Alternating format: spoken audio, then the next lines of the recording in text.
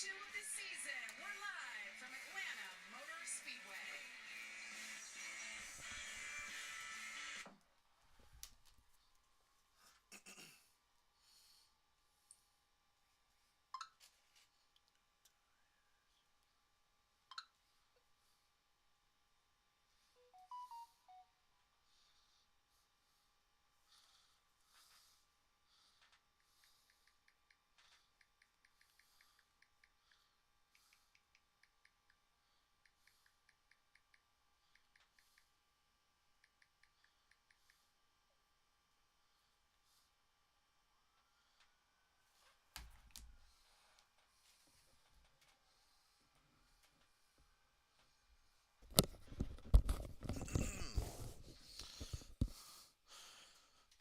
It is Truck Series Day in America. Oh, my back. Played too much VR this morning. How's it going, everyone who shows up?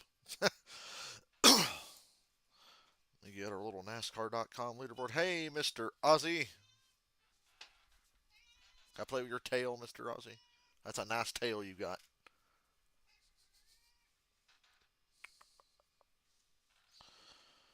I don't really know who I would pick today. I'm not going to get in the business of picking or betting on truck races. I am surprised to see Kyle Busch in this race, though.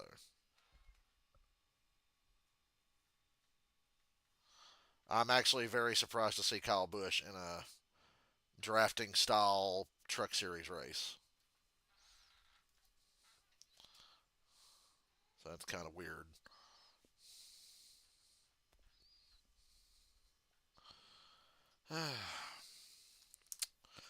It's been a good week. I guess I can say it's been a good week. I'm in a good mood. That's always a good thing when I'm actually in a good mood. Ozzy, little Mr. Ozzy, little Mr. Ozzy.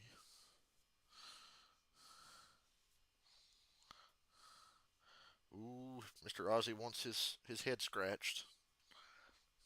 His chin and his head scratched. Ozzy's favorite. He's a simple kitty.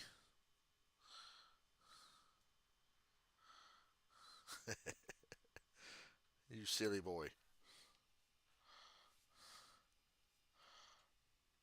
Didn't Corey Haim win this last year or something? I don't remember. I don't watch as much trucks as I used to watch. I watched last week, obviously. We're here today. We'll see about next time. I'm thinking there's a truck race at Coda, ain't there? Am I crazy?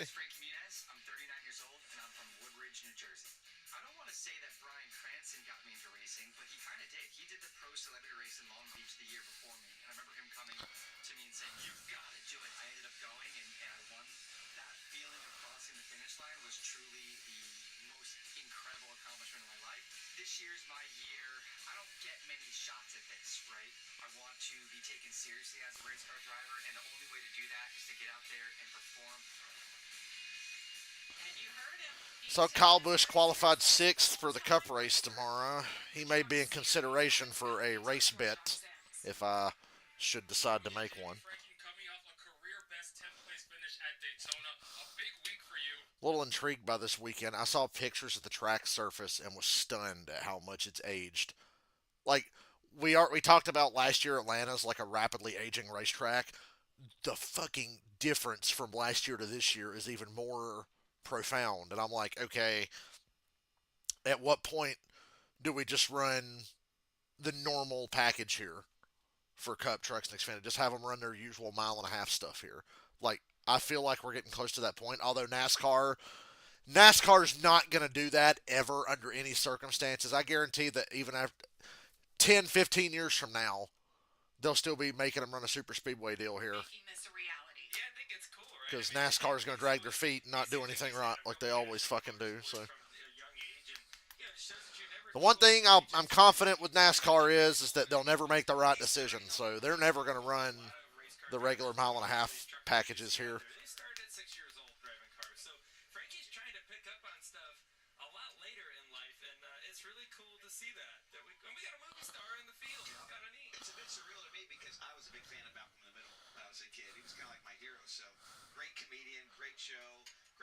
No, I like my favorite Frankie Muniz movie was Big Fat Liar. Pay for this. I thought he's balancing both.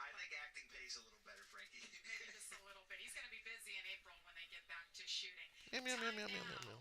for the most famous words in racing. Let's go trackside to fire those Big engines. Fat Liar was better.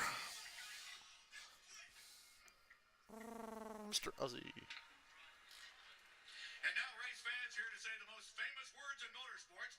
Please welcome the lead mechanic for freight racing, Will Coates, accompanied by his wife Kara and their children Holland and Wade. Start your engines!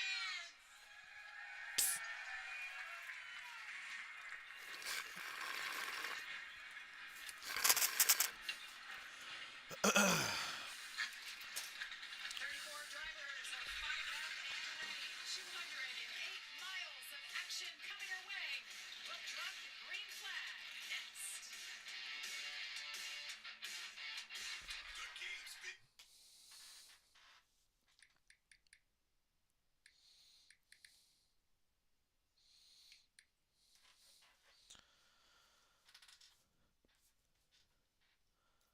Ozzy. Come here.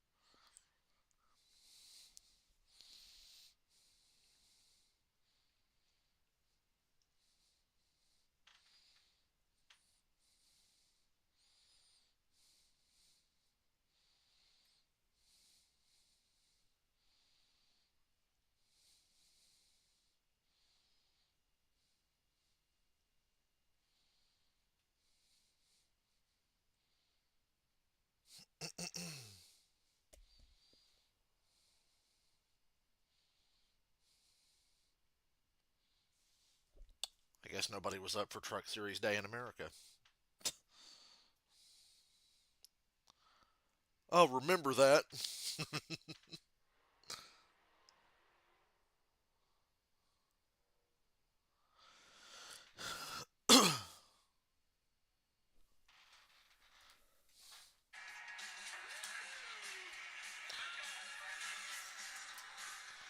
Oh, it's a Kyle Busch music video. Remember back when Kyle Busch used to win races? Remember that? Wasn't that funny? Kyle Busch, believe it or not, kids, I know if you're new to NASCAR, you probably don't know this. Kyle Busch used to win a lot. He used to.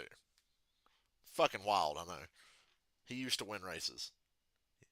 He hasn't really done it in a while, but he used to win a lot. Waiting for Kyle Busch. Hell, I forgot that he did win the truck race here last year. I was like, wait, he won the truck race last year? Obvious to win it today. So what do you think, Brad? Let's dial him up. All right, now we get a fun time for me. I get to talk to Kyle Busch in his race. Brad and Joey talking to Kyle Busch. What does he have to say? Let's go see Kyle Busch, Brad Keselowski in the Fox Sports 1 booth. You got a copy? Oh, good to talk to you here, man. I know you've been a star here in the Truck Series. Kyle, Brad, and Joey. What a trio. Last year, you're back again to recrown, Victor Lane. A question for all of us is, why Atlanta? What do you love about racing here so much that you came back for this race? Well, it kind of just goes with the schedule.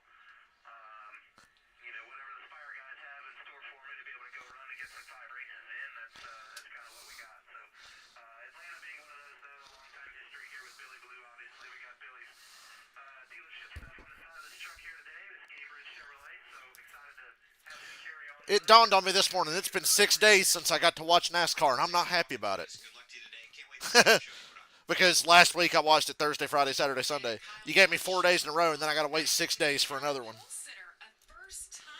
And I do think Kyle Busch is underrated on super speedways. I do. I know he doesn't like it, but he's shown since he's been with RCR. I mean, hell, even before that, he was good at these. Like, he finished second to Ricky at Talladega. Uh, Top five, 2016 Daytona 500. Had a lot of close calls in the 500. Um, he's good at this. He just doesn't enjoy it. Matter of fact, in his little interview there, he said, "Well, they're like, what brought you back to Atlanta?" He goes, "Well, it's what they had scheduled for me, so I guess I'll do it." So that's why I said I'm kind of surprised Kyle's in this race. But maybe he can learn about how the track surface has changed and apply that to tomorrow. Because I think every time we come back here, the race is a bit of a mystery because the track surface is changing so rapidly.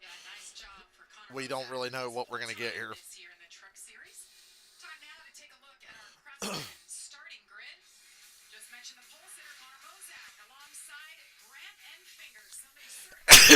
Jesus. God damn.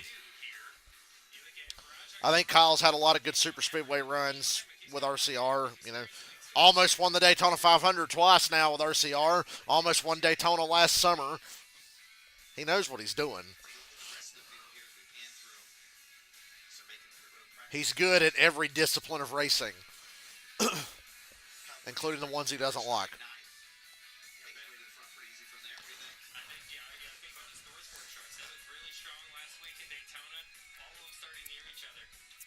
Last week's race winner. They talked a little bit before today about how qualifying might not be their strong suit, but you can pretty much guarantee they'll find their way to the front for all those Toyotas. See Williams Sawallich back in there too in the one truck he returns. Chandler Smith, you see back there in row 14. Probably thought they'd qualify a little better than that, but maybe that means their truck's going to handle really good. They had some issues. We'll drop two cars, so it'll be fun to watch the 38s come through the pack. Well, let's now say hello to our pit reporters. First up is two-time Truck Series champion Todd Bodine. How you doing, Todd? I'm great, Jamie. Thank you. My God, it's Todd Bodine. Daytona International Speedway, 2.5-mile drafting track. Today, mile and a half Atlanta Motor Speedway, but with the reconfiguration of this racetrack 3 years ago, it became a drafting track. But we call it a hybrid. How long is it going to stay that way? With the tighter corners of the mile-and-a-half track, you have to handle. Your truck has to handle. So when these guys, these teams bring these trucks to the track, they bring their downforce trucks. A lot more downforce, light side. Downforce. And with that, Downforce. bigger draft. You have more draft, a bigger hole, and the draft is very strong here. So it's different than Talladega. Kyle Busch is in my consideration for a race bet tomorrow. I'll have to look at the odds. I'll wait till tomorrow morning and look at DraftKings and see what they think. Last week, albeit it came because of the deep I almost won good money. Shocker, I almost won money. before. He's like, I had Cindric and LaJoy running 1-2 on the bottom line on the final lap after Cindric had dominated the race, and then Cole Custer hangs a fucking left and, takes my money away. I got dangerously close last week. I had cars running 1-2 on the bottom, and my third bet was running like 12th or 14th. I don't know. I think he ended up like 14th or 15th. I had 3 cars running at the end of Daytona, 2 of them at the front. Almost won the money. Advantage, one in 3 drivers from the state of Georgia. All right, Joey, how about our Craftsman race analysis? I watched the duel before the 500 and really liked the way Corey looked, so of course I bet on him. And Cindric might be, pound for pound, the best next-gen super speedway racer. We see it over and over again with Cindric at these tracks. 60 laps. Possibly can make it to the end of stage 2, maybe with some helps of some cautions and things like that. But what I really see is the final stage being 75 laps. You're going to have to pit in that final 75 laps to make it to the end. That's where the strategy is going to come up a little bit. And depending on how cautions fall and what these teams want to do for tires, it'll be fun to watch that. Yeah, track descriptions, 1.5 miles, a little over 1.54. Turns have 28 degrees of bacon. Hard to see on TV, but in person, you can barely even walk up this track into corners. 5 degrees down the straightaway. Pretty narrow track at 40 foot. That sounds wide, but not when you're one of these trucks going 180 mile an hour. And the front stretch a little bit longer than the back stretch, 2,332 feet versus 1,800. And that track description brought to you by Craftsman. That backstretch looks so long, though. Today is no rain in sight, beautiful blue skies. We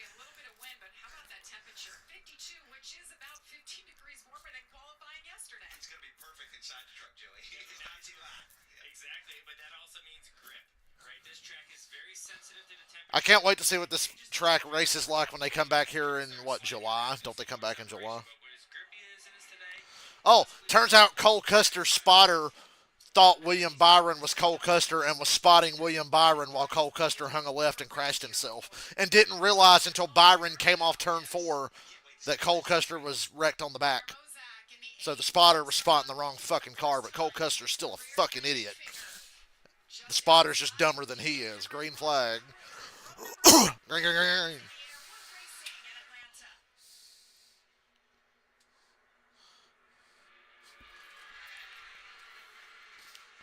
It's really cold, so the track's going to be grippy, but they are in the daylight. Sun baking on the track. Pavement's worn out. It's aged. I don't know how they paved this place. You would think they would have done a better job. I mean, I'm glad they paved it the way they did, but you would think they would have done it differently to make sure it never ages, like 2011 Daytona repave or something. Hunter Mosak leads lap 1.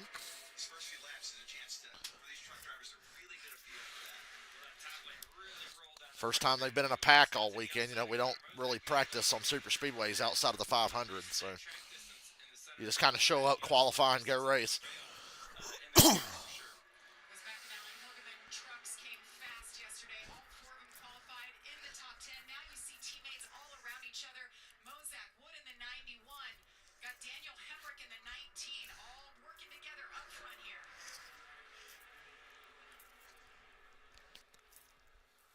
see Kyle Busch down there on the bottom. He's able to Yeah, how the hell do you spot the wrong car? The number 24 with the bright fucking day-glow yellow numbers is not the plain red and black 41 with the white. Like, give me a fucking break. Cost me money. Cole Custer and his dumbass spotter owe me money. They owe me $20. That's my combined bet money from last week. last week in Daytona, you saw 2, 3 wide and stuff like that. Here, you got to be methodical about when you make the passes, right? If you go down there just like Kyle did, right? You go down to the bottom trying to make the pass. If you can't clear that truck and get back up in line, look how long that line is. When you're single file, you're going to go to the very back of that. And after last year's spring Atlanta Xfinity race and the domination of Jesse Love, Austin Hill, and now they're on the front row again for later today, I'm not very optimistic about the Xfinity race later. I think it could be a very boring day on the Xfinity side. When I saw they qualified first and second, I was like, well, there you go. Yeah, that's a little bit of a newer team. You know, we've seen the front row truck team run really well last year with Lane Riggs, and they decided to go full time with 2 trucks this year. So I'm sure they're working out some of those bugs. But Wow, the whole truck field getting single file smartly, honestly. I take back everything bad I said about trucks. After watching the ARCA race last week, I said trucks is like barely a step above ARCA. Nah, they're still a couple of steps above ARCA. Trucks aren't as bad as I made them out to be. ARCA is still ARCA and 10 times worse than anything the truck series could do. I just, the race at Knoxville a couple years ago, the championship race at Phoenix in 2023, like, I was so turned off by trucks, but Daytona was a good truck race. And actually watching an ARCA race woke me up to, hey man, trucks ain't that bad. Trucks can still be really good. But they're about to bore these people to death here today at this track. Single file, 2 lanes off the bottom. I thought Joey said Big Rex here. What the fuck? Hey, there's Corey Haim, last week's winner, asterisk. You see Ben Rose, he went down to the bottom. That's on his teammate. So that graphic looks pretty Yeah, ought to run over to fucking Haas factory team and be like, hey, can I have my $20 back? Because your dumbass spotter and your even more worthless driver wrecked my race bets on the final lap as they were running first and second on the bottom line. Denny Hamlin had moved up. Cindric and LaJoy were on the bottom and just get killed by Custer. Hamlin moved up to Briscoe, and then Custer jumped out of line and then just hung a left. Whoa, that 66 just got really loose into turn 3. Holy shit. Did you see that? Watch the 66 into the corner. Can they show that? and you're just hoping for someone to build enough gap to get back in there. Hell, Crafton kind of did the same thing. Not as bad as the 66, but Crafton's truck jumped out on him there.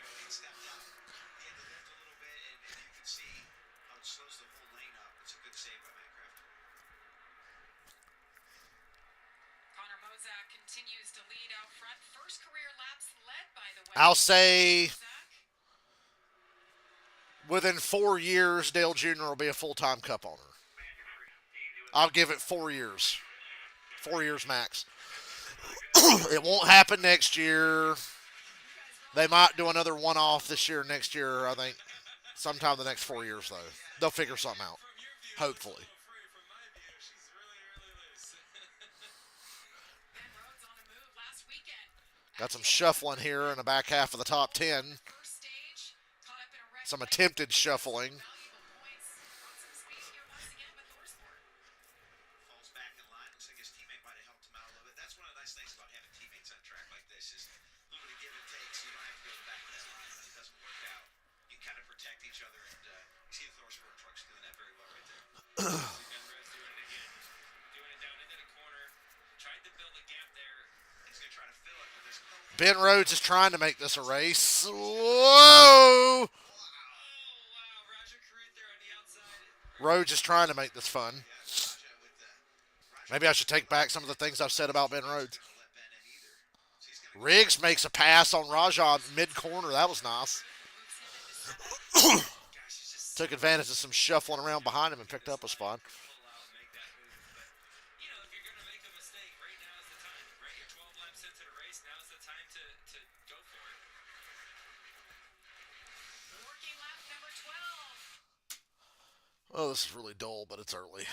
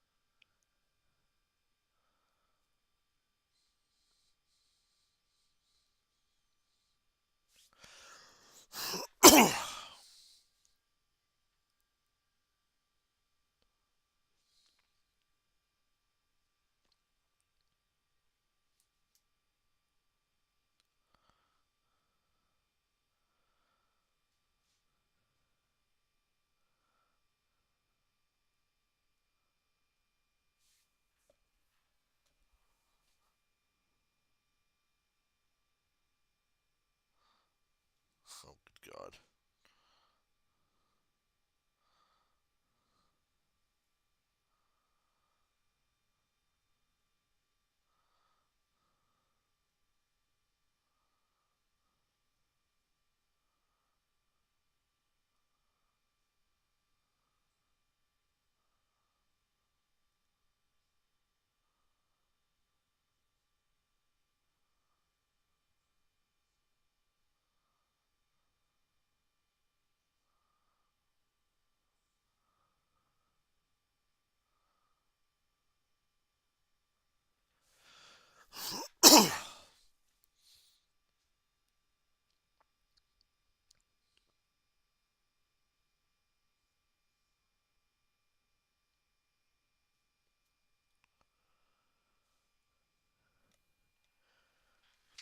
Shockingly, still under green during the commercial.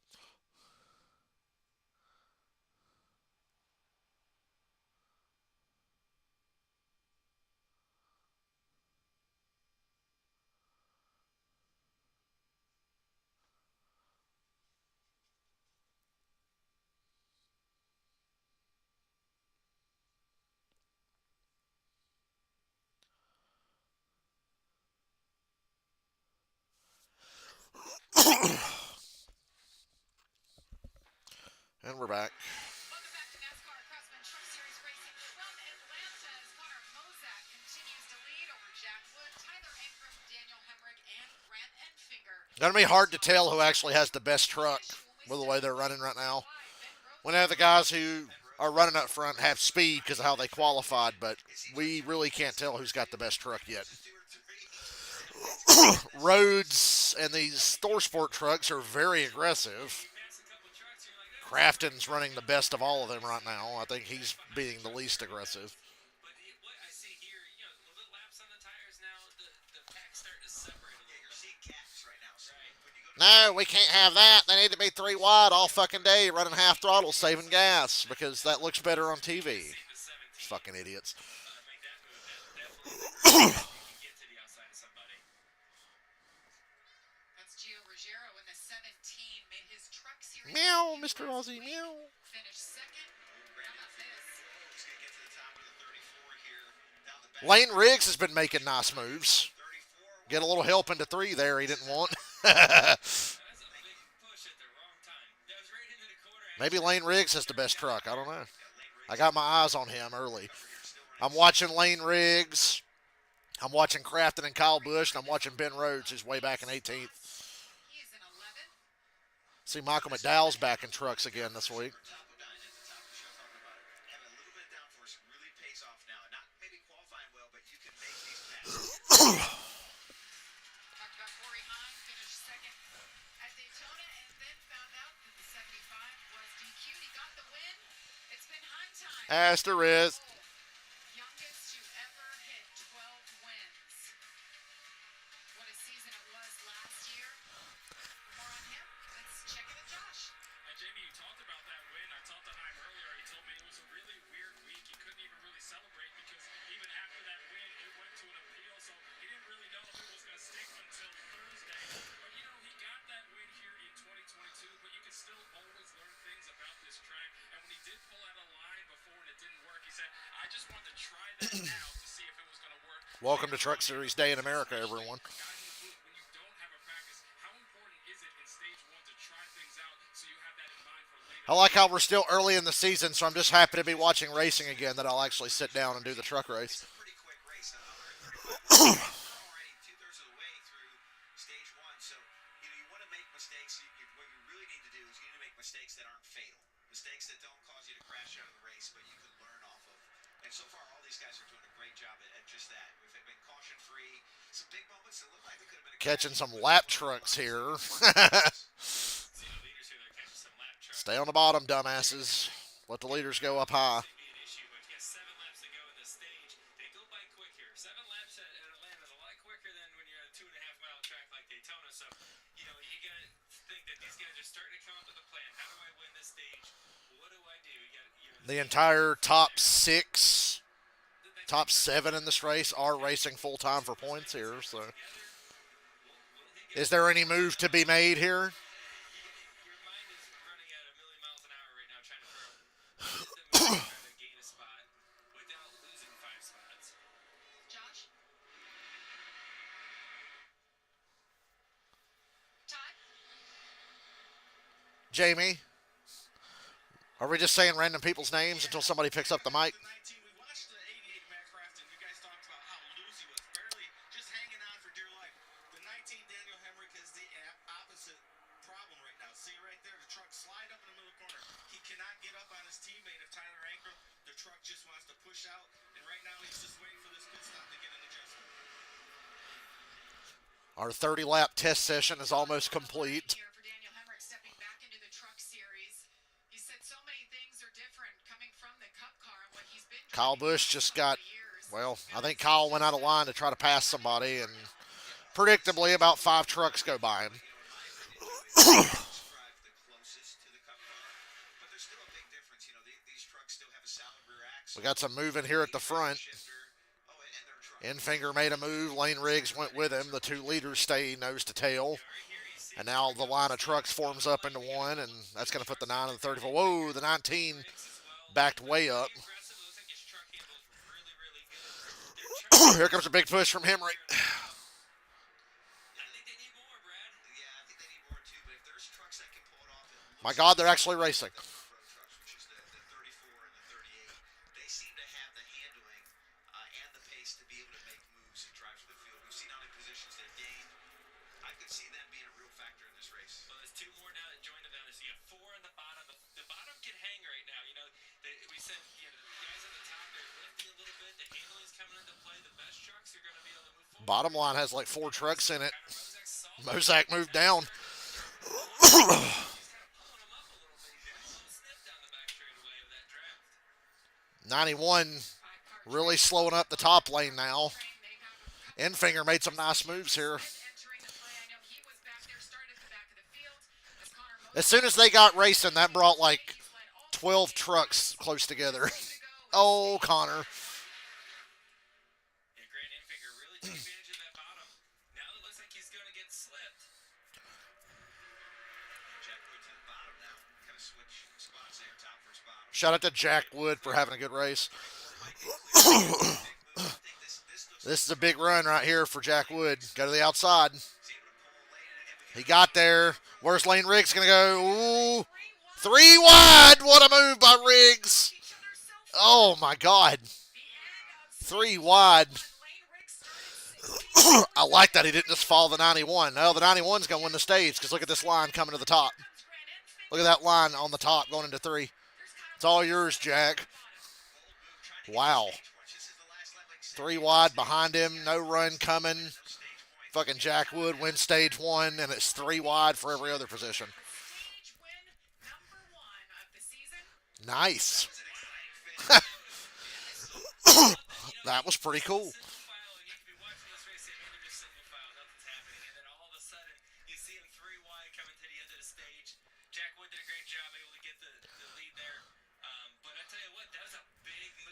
I thought Lane Riggs was going to kill everybody there.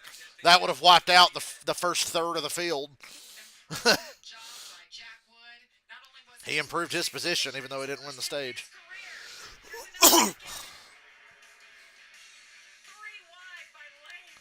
Can't pass down there.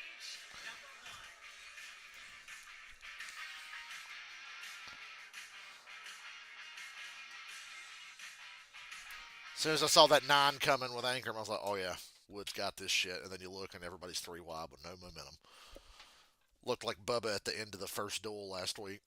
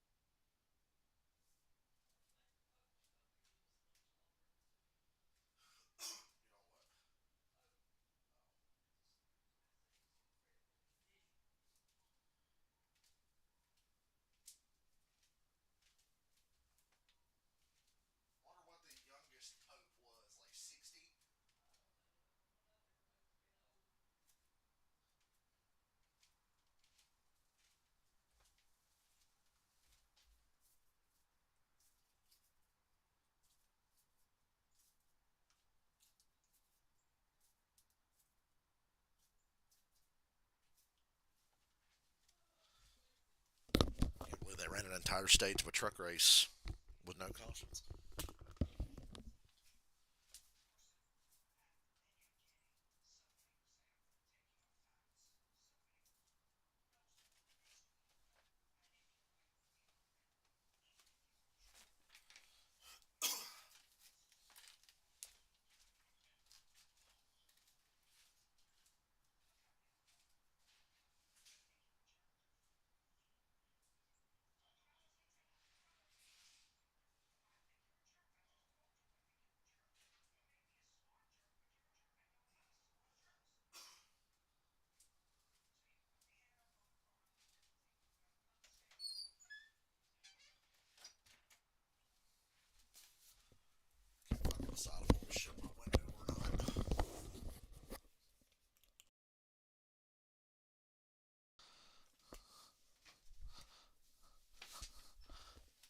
I hope this race ends up as good as the end of that stage because I don't think that Xfinity race later is going to be worth a damn.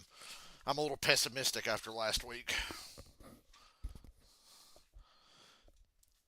I still think it's fucking stupid we start the season with 2 super speedway races. Like, how are we supposed to know who's actually good? Like, actually good. What do you mean actually good? Well, I'm saying Corey LaJoy almost won the Daytona 500, so we really don't know who's actually good. Would have loved it if he did win. I would have got like $300 something. I can't remember how much it was now.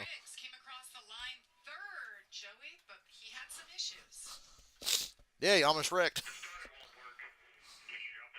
Ooh. Mechanical for the 34 of Lane Riggs.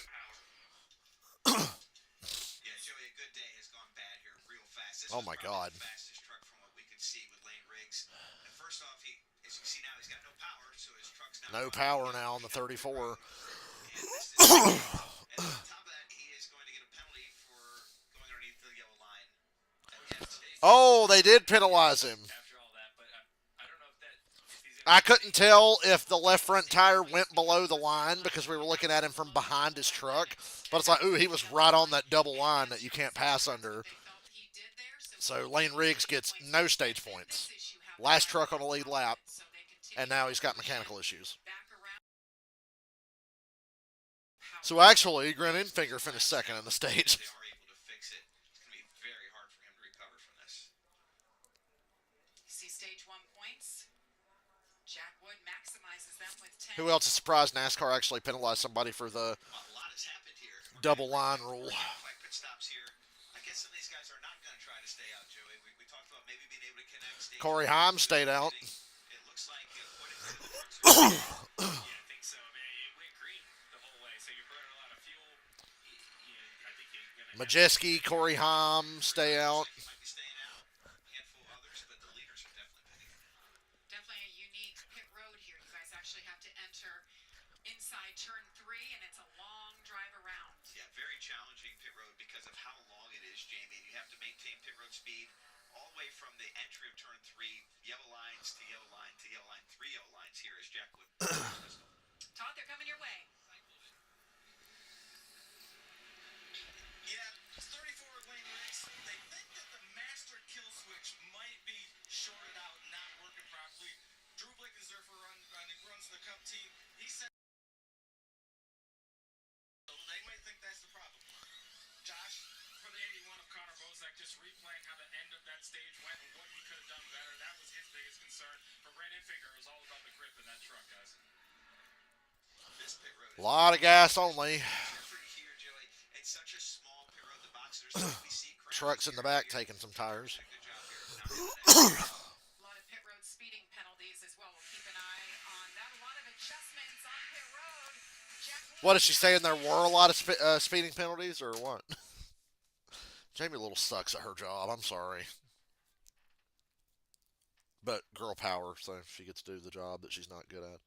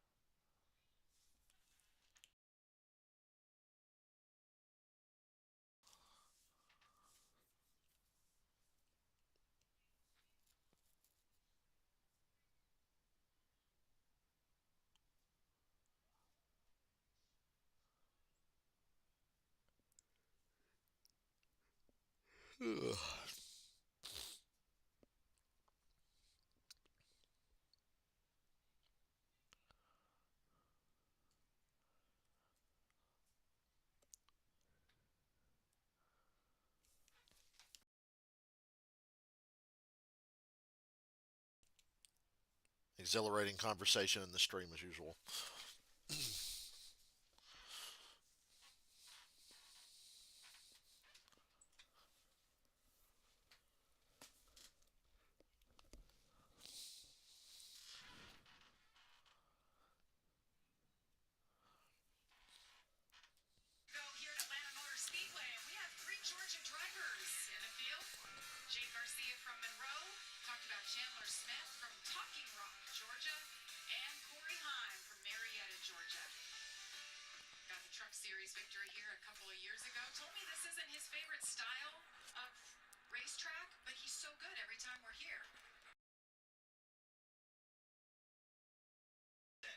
little bit. It's usually how drivers work. When you run good at a track, you like it. When you don't, it's not my style. Then you suddenly embrace it. Yeah.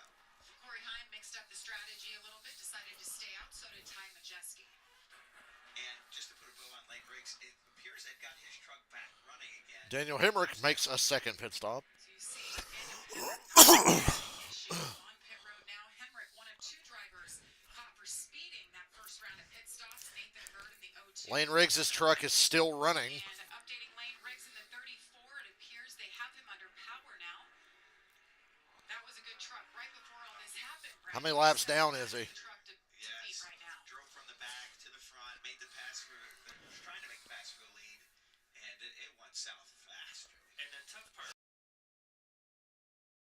Laps down. There's 3 KFB starting on the front row here. All those trucks will get the lucky dog first before he can get back one lucky dog to get back on the 1 lap down, and then another one to get back on the lead lap. So he's hoping Okay, so Lane Riggs is 3 laps down.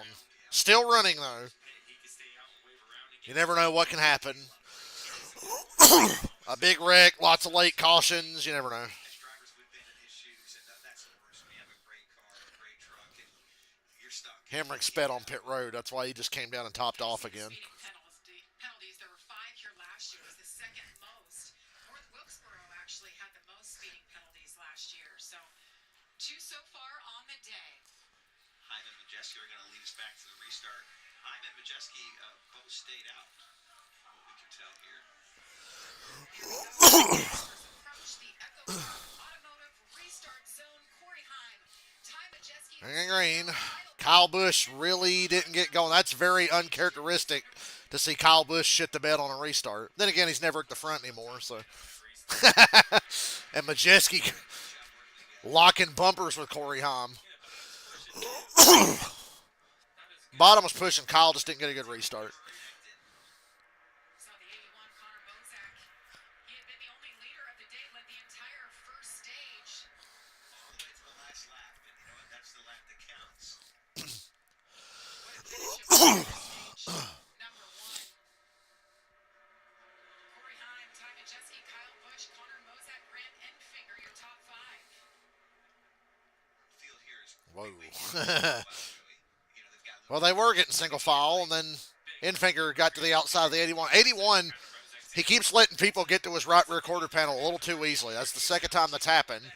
Majeski takes the lead. Kyle Busch dives to the inside with him. Kyle can't get clear of Corey Heim. tight if he can make this work.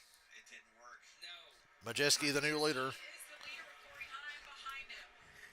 Remember Kyle Busch and that 7 truck, 7-time winner here in the trucks alone. Hey, we're not choo-choo training yet. Wins actually 3-2 in the Cup Series.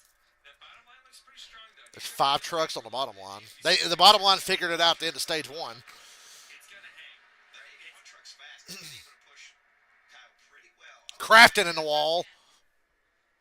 Guys pointed Still out green. early on how loose he was. He makes it to pit road. Tough break for Crafton. Had a right front or something. He was running 8th at the time. Did the tire go down before the wall contact, or did the wall contact make the tire go down? No yellow. So Crafton's day is fucked. Kyle Busch with a nice push. Excuse me. Connor Mozak pushes him out to the lead. Kyle Busch, your new leader. Off of turn 2. Ooh, he got squeezed in the wall by Jack Wood. Guessing he's going to blow the tire out when he gets to the corner. Yeah. Yeah. Gosh, that's all it took. Your stage 1 winner squeezed Crafton in the wall there. Much, Brad. Cut his right front. Just enough to cut it. The trucks, though, you know, they've got steel body on them. Much more susceptible to if you make contact with the wall, it clamps down on the tire and pops it. Mosak, Could battle for the lead. big move to the inside for the lead. Connor Mozak fights back over Kyle Oh, Busch. boy. Regains the lead. And then Kyle Busch takes it back. In the middle of the corner, he's trying to squeeze his way up in front of Kyle Busch. Kyle's like, not happening. That 81 truck, Connor Mozak, he pushed Kyle Busch to the lead. Now he's trying to get it back for himself. But what a different looking race from the first stage. Yeah, now you see the second. Everybody's racing now. Hanging well. You know, you got a couple good trucks up there in the front of it.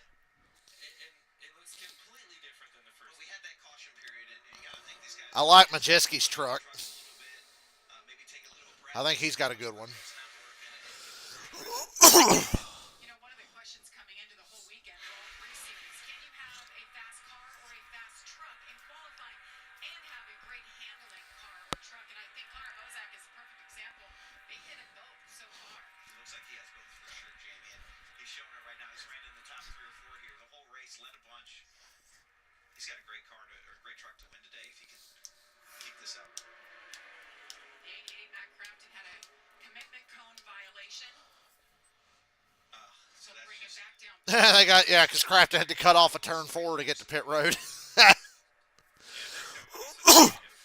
I agree with Joe. That's kind of fucking stupid.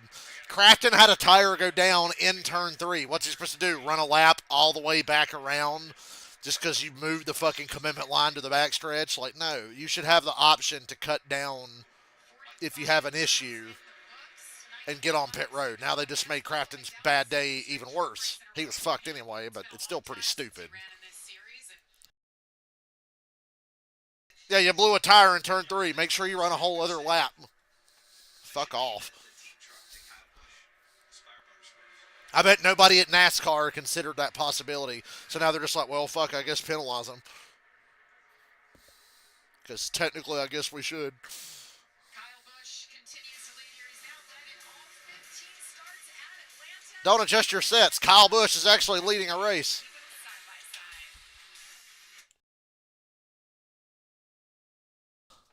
Believe it or not, Kyle Busch is leading a race.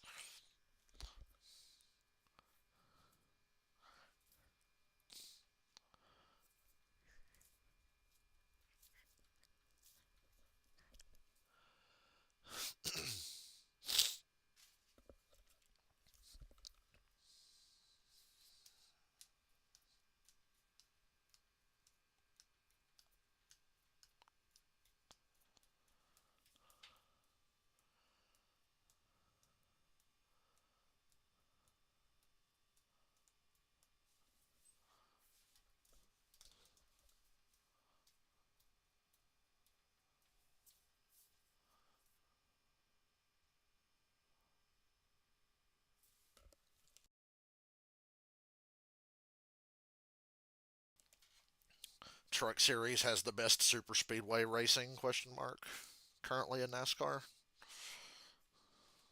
I think they do after Daytona last week and this race here today so far.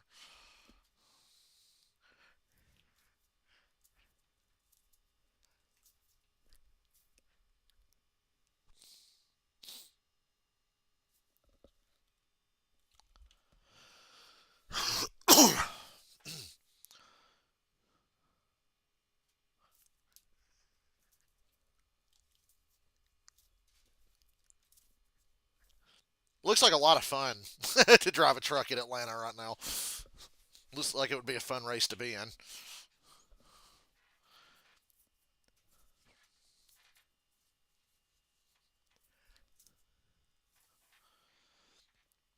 I'm enjoying my Saturday afternoon. 10 to go, stage 2. Busch, Majeski, Corey Heim. Strong on the top. Less trucks on the bottom lane now. Which is being led by Connor Mosak. Your pole sitter who choked stage 1 away. Kyle Busch in the 7 truck continues to lead here at Atlanta Motor Speedway. Ty Majeski just behind him. Grant Enfinger, Corey Heim, your top 4. Biggest mover since the restart. How about the 44? Bailey Curry doing a great job. Actually, Bailey Curry putting on a show mid-pack. he has gone from 17th on the restart all the way forward, guys. Good call for that team. Yeah, he's hanging right inside the top 10 here in that bottom lane. Just needs his bottom lane to move forward a little bit. He's got the speed and handling to make something with it. Yeah, he was the third truck in the bottom lane. Then Grant Enfinger recently just pulled down there to try to pull that lane forward and move himself going. So, you know, in the lane is what I say. Like, if he pulls down in front, like I was third, now I'm fourth in that lane. You're a little further back, but he's got potential to move forward if that lane moves forward. Josh? Well, there's an update on Connor Mozak, and when I talked to him earlier, he talked about the fact that this drafting style of racing is not something that he's very familiar with. So his spotter, Derek Nealon, is talking in full I don't know why guys struggle so hard to figure out the nuances of draft racing, like super speedway, restrictor plate racing. Like all you to me, I know it might feel different behind the wheel because I'll never drive anything like this, but you should be able to watch super speedway races and then know what the fuck to do when you get in one. Like you might get beat by the better drivers that have done it for longer, but you should know inherently what to do. Well, he's trying to get him to where he can tandem with the trucks that are in front or behind him. In this case, behind him. Because what's interesting about these race cars is when they get nose to tail and actually push each other, they'll gain a lot of speed. But when they're a foot or two apart from each other, the draft doesn't seem to be as effective. So he's trying to help his driver. Theoretically, if I was a race car driver, I could get in one of these and know instinctively what to do. There would just be everybody better at it than me because they've done it for longer. But I'm not a race car driver, so that's why I said theoretically. I'm not saying, oh, I get one of them trucks right now and go win this right now. I'm not saying that. 5 to go, stage 2.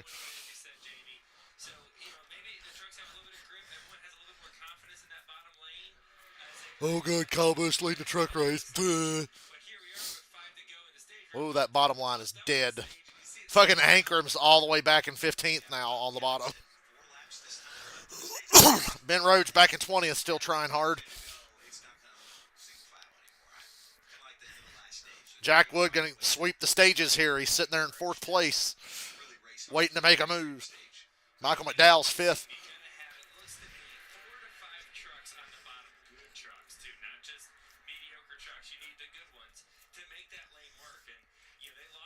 Woo, Hemrick. Hemrick had a moment there in the pack. Woo. Moment might not be over yet. 3 wide. Hemrick took advantage of that bottom line breaking up. He just followed the top and passed all those trucks that were stuck on the bottom. Hemrick's almost back to the top 10. Ooh, watch that 15. Watch that 15! Save it. Still 3 wide middle. It was Tanner Gray there. Almost busted his ass in turn 4. Good save. And a lot of that is the air moving the vehicles around, right? I know you can't see it, but these cars and trucks rely on air for a lot of different things, and handling is part of them. When you get in the middle of 3, as you can see Greg was here in the 15, it just starts swirling around, and the truck loses grip.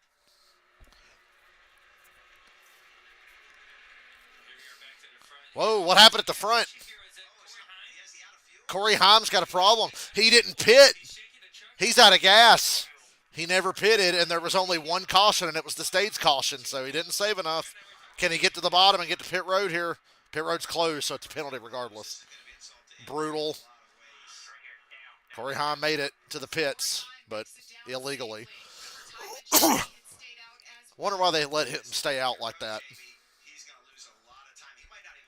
I guess they were banking on catching cautions in stage 2. Well, guess what? You didn't. It's the final lap of stage 2. Kyle Busch the leader. Majeski sizing him up here. Not a lot of momentum behind Kyle going into 3. McDowell peeking to the outside. Well, Kyle Busch going to handedly win stage 2 here. Not running for points. Busch, Majeski, Infinger, McDowell, Caden Honeycutt.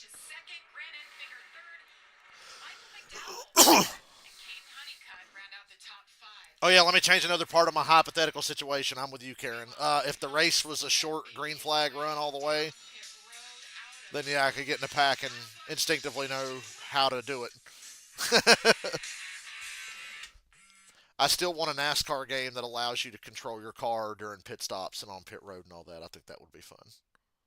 I want to have the option to do that. Or turn that off and just have the AI do the pit stop for me like always. Like when you hit the commitment line and the AI takes over in like every NASCAR game ever. I still want the option to be able to control my car under caution and under pit stops. And then once you've made your pit stop, it should be like, do you want to skip to the green flag? And then you can hit yes and skip those caution laps and go right to the restart. You know, just me brainstorming about my hypothetical NASCAR game.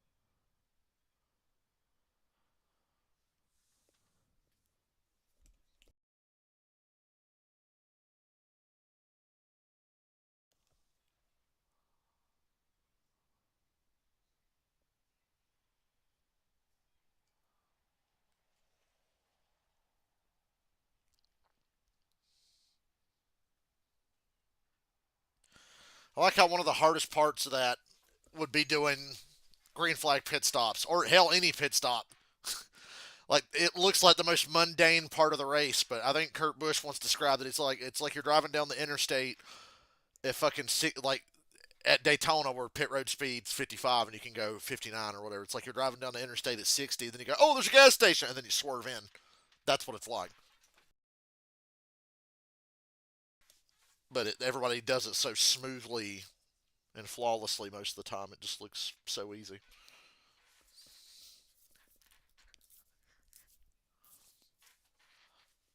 Football fans, the UFL is back. Spring football returns, bringing the MVPs, the game changers, and a dynasty in the making. The new season begins March 28th, only on Fox.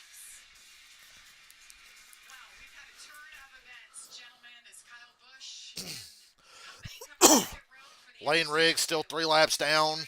Corey Haim at least 1 or 2 laps down at this point. And pit road was closed. Ty Majeski ran out of fuel, had to make it down for a pit stop. Crazy race. Transpired here in the last 30 seconds. Crafton had to pit under green, didn't get a yellow for hitting the wall. Tough break. If that was a cup race, that would have been a caution. Started this race in fifth, but Jamie, this racetrack was started to race in the bright sun. Now it is totally cloudy. His truck has gotten tight. He dropped out of the top 10, worked his way back to Yeah, so much for that sun baking the racetrack, warming it up a little bit. It's cloudy as hell now. The 7 of Kyle Busch, he said he was pretty No, it's hard to warm it up when it's barely 50 degrees outside, but obviously wants fuel to get a solid vibration and go away, but he also gave credit to his crew chief Brian Petty. He said, hey, let's work on that strategy there. I saw some guys run out of fuel. is Raja Caruth taking the lead on pit stops.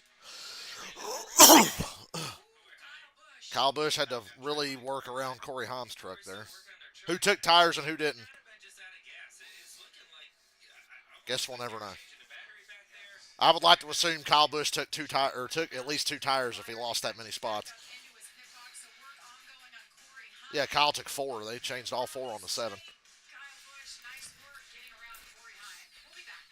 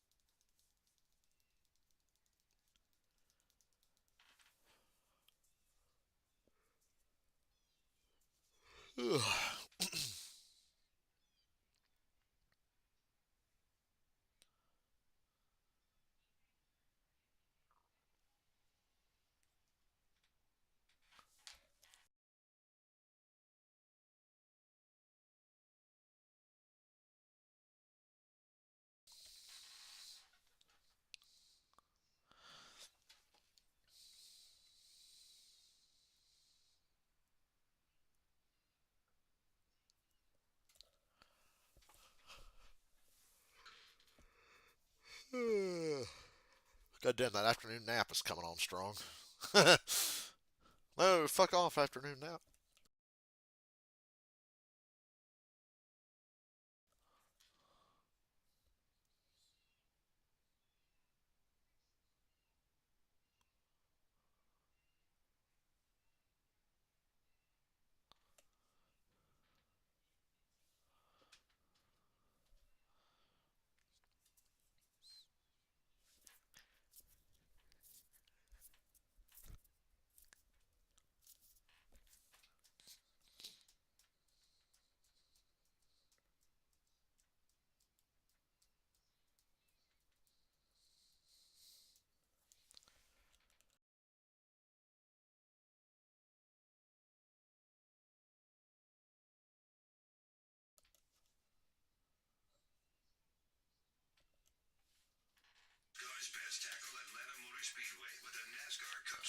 Yay, we get more NASCAR on CW today. 5 o'clock start time's fucking stupid, but whatever. Still to come this weekend. Jamie Little joined by Brad Keselowski and Joey Logano. They'll both be on track tomorrow and fast in qualifying. Well, Corey Heim, his issues continued for a bit on pit road. He is now 4 laps down. 4 laps down for Corey Haim. Pretty much out of contention. Thoroughly out of contention at 4 laps down. And yes, Rajah Caruth is the leader.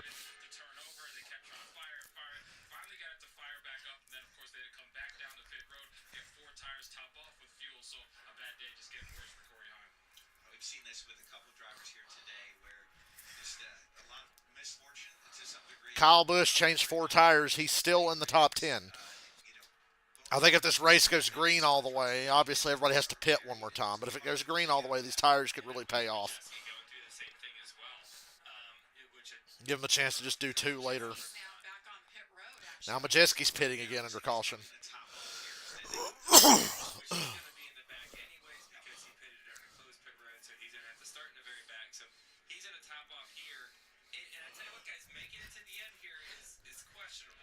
Yeah, I don't think he can make it to the end. If you get some cautions, though, yes.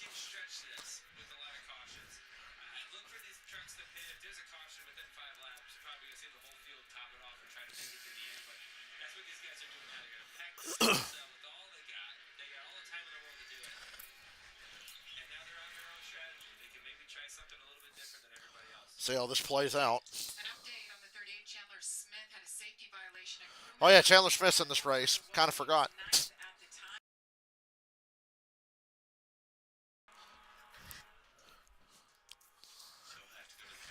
Chandler Smith's downfall needs to be studied. That's where he started the race, fought his way all the way back up inside the top 10.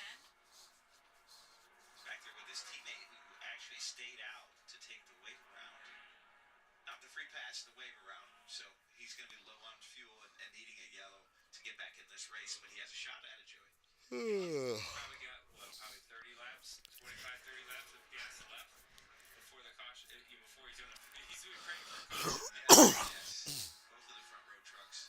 Only 2 cautions so far today, both at stage end. So here we go as we get ready to start stage number 3. The drivers are approaching the exit crew. Daniel Hemrick, Andres Perez, Hang a green. Brandon Finger, your top 4. The race is on. Let's see Rajah get another win. That'd be fun. Hell, I'd like to see Daniel Hemrick win something. Penalty in stage number 1. Rebounded from that. First time we've seen him running up front. Yeah, this pit road sequence really makes the field up. Kyle Busch won stage 1. He's now back in 10th position. Hemrick, pick a line, brother. Hemrick moved up, and they were already to his outside, and now he's in the middle, going nowhere. See you later, Hemrick. He might find a spot down here on the bottom. Oh, Michael McDowell just checked up big time off of 2. I don't know what the hell that was. That kind of saved Hemrick. Kyle Busch is behind him. That gets Hemrick back in 6th place. Right there, the 7 truck. Now he's McDowell has a really serious problem, I feel. Meanwhile, side by side, they come out of turn Lap 4. 69, nice. Brandon Finger, Rajah Caruth, Rajah leads my favorite lap. Andres Perez in the 77. Menard Series champion last year, running full time this time around. There was a lot of action all the way around this racetrack, guys. This is amazing racing. 91 touched the wall as well. This race has been so good, Jamie Little hasn't even distracted me with how shit she is. You see 91 get loose. Ooh, Jack Wood almost wrecked in the back. They just pitted for 4 times. Mozak from the bottom to the top gets behind Rajah. Here comes Hemrick, shoots to the middle again. Bizarrely shoots to the middle. Infinger all alone on the bottom. 3 wide for 3rd. Kyle Busch nowhere to go. Perez off the top into 3rd place. And Jack Wood's coming to pit road under green. Jack Wood on pit road. Good news, he'll be able to make it to the end of the race probably. Here comes Kyle Busch picking him off, getting to the bumper. 91 Jack Wood had brushed the wall. They come down. That's the only good news for Jack Wood. Connor Mosak. Oh, aggressive move. Led the most Runs the 71 up. Takes the lead. Hemrick back into side. I thought Hemrick was done for a few laps ago. Luxury of a choice there, Jamie Little. And the pole sitter's back out front. Whether he was there or not, Raja wisely lifted to live to fight another day here. Actually carrying good momentum there on the top side, though, to get back to the outside of Hemrick. That was pretty cool to see. Yeah, bottom lane's pretty tight right now, right? They got the grip. They can stay tight on the bottom. It seems like that bottom lane's moving at the moment. And that could change as you get a couple of trucks that aren't real, handle as good or a little bit slower. Doesn't work. 3 wide for second. What is Hemrick? Why does Hemrick keep doing that? Can Hemrick just not hold the bottom? This time Kyle Busch is able Does his truck just push that bad he can't hold the bottom? to try to get outside for a little Kyle Busch, top to bottom. side draft here. Little side draft. Truck in the wall. Pretty significant contact. Kyle Busch takes the lead. Teammate underneath him. We saw Michael McDowell in the 07 falling back. Surprised that wasn't a caution. That was a pretty hard hit by whoever hit the wall there. I didn't see who the hell. I can't remember who it was. Somebody in the back. Side by side. 62 laps to go here at Atlanta Motor Speedway. Kyle Busch just taught Connor Mosak a good lesson. Whoa! Rashad Caruth got loose underneath the 81. Takes out Hemrick. Daniel Hemrick gets They're still wrecking behind him, and the one is hard into the wall. Sawalich. Unbelievably, I think that's only about a three-truck wreck. The 71 just snapped around and wrecked, and Sawalich was innocent. Cut a tire. Larson did that in the exact same spot when I went to the Atlanta Cup race year before last. I want to see the replay here. He had Connor HendrickCars.com has bad luck off turn 4 at Atlanta. Good news, we're in the fuel window. See all the carnage. You know, you just can't appreciate how intense this racing is and how fast it is until it goes wrong. You're going to see Connor Mosak on the outside of Rajah Caruth, Chandler Smith got the caution he was hoping for. A little further back. and the 71 is just going to come around. Yeah, I had a tire go down. Really fast. You don't typically see a truck just snap 77 got that quickly. pretty good damage from that too. The tires are up, though, Joey. Now, I don't see them flat. usually there's a bit of a drift moment, right? Sometimes that thing just Gas only, fellas. Gas only. We ain't pitting anymore after this. Right in front of the field here. A lot of big hits. some big Perez in the 77 is having Zoom that camera in, Fox. Zoom it in. first time for an incident on track. We'll step aside as Kyle Busch continues to lead Connor Mosak. I am thirsty. I will be right back. We got a 12-pack of wild cherry Pepsi Zero Sugars. And I'm just tearing through them motherfuckers.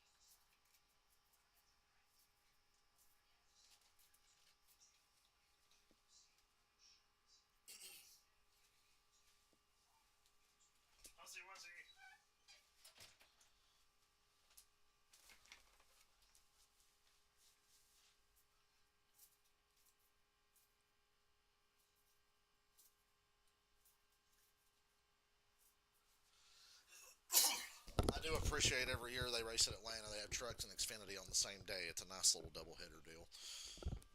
Wish we got more of those. I'd probably do more truck races if there were more doubleheaders as opposed to Friday night for trucks. I hate trucks on Friday night. I got shit to do on Friday night.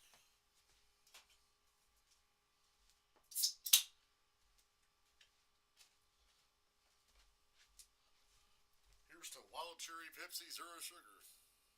Oh, I loved the fact that Kyle took those tires. That was the right call. I do think that will pay off. Now, on the other hand, there will probably be some guys outside the top 10 here who go ahead and take tires on this one and flip that around on him, but his tires ain't that old, so.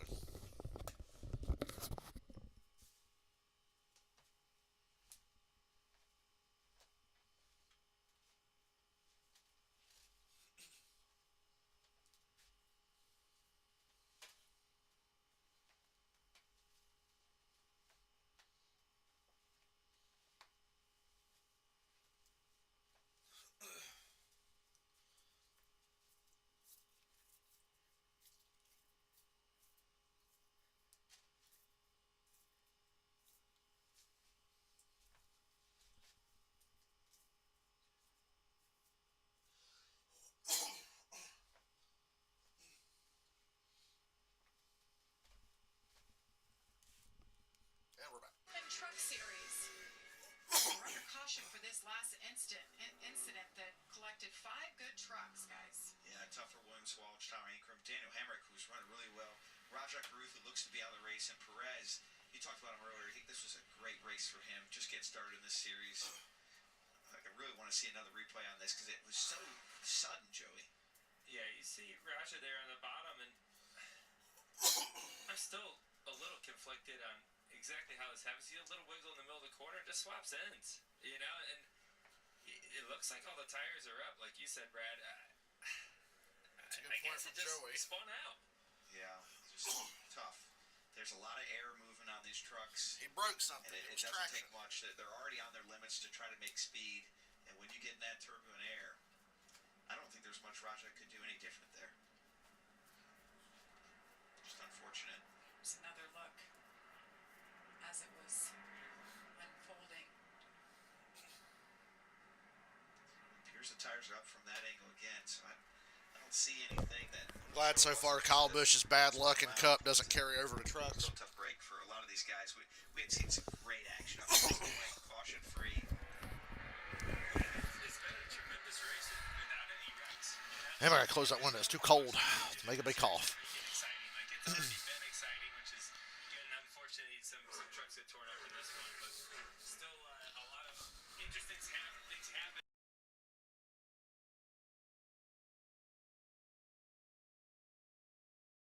Trucks off, and also for the 34, he's able to get his wave around there.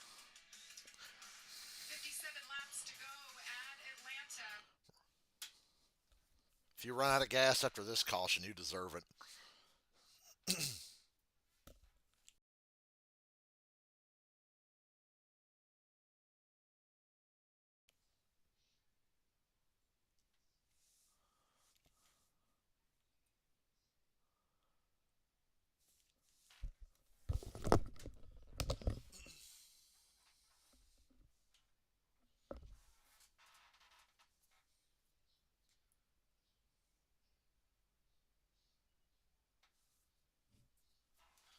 Bear it back again.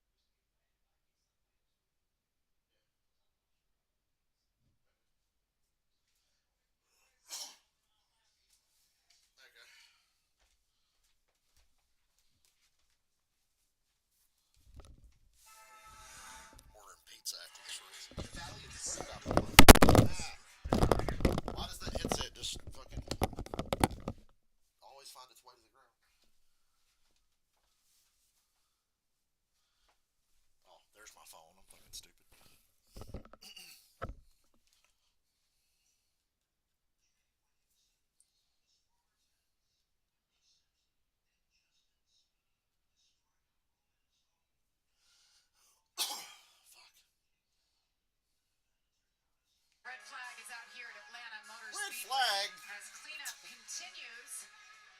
I'm joined now by Brad Kozlowski, Joe. What's up, Dylan? Guess it wouldn't be a Truck Series Super Speedway race without one red flag.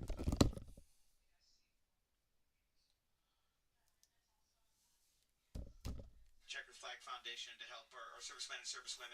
We've got a big event to help them. Heroes Homecoming. We're going to have some veterans and heroes that we're going to celebrate. Great event in Charlotte, North Carolina around race weekend, and we're really excited about it. Oh, Dylan, who needs YouTube TV? We could just go to the race tomorrow. Great time. I've been to a couple of your events. You guys do great things. Thank you. Give away service dogs to veterans.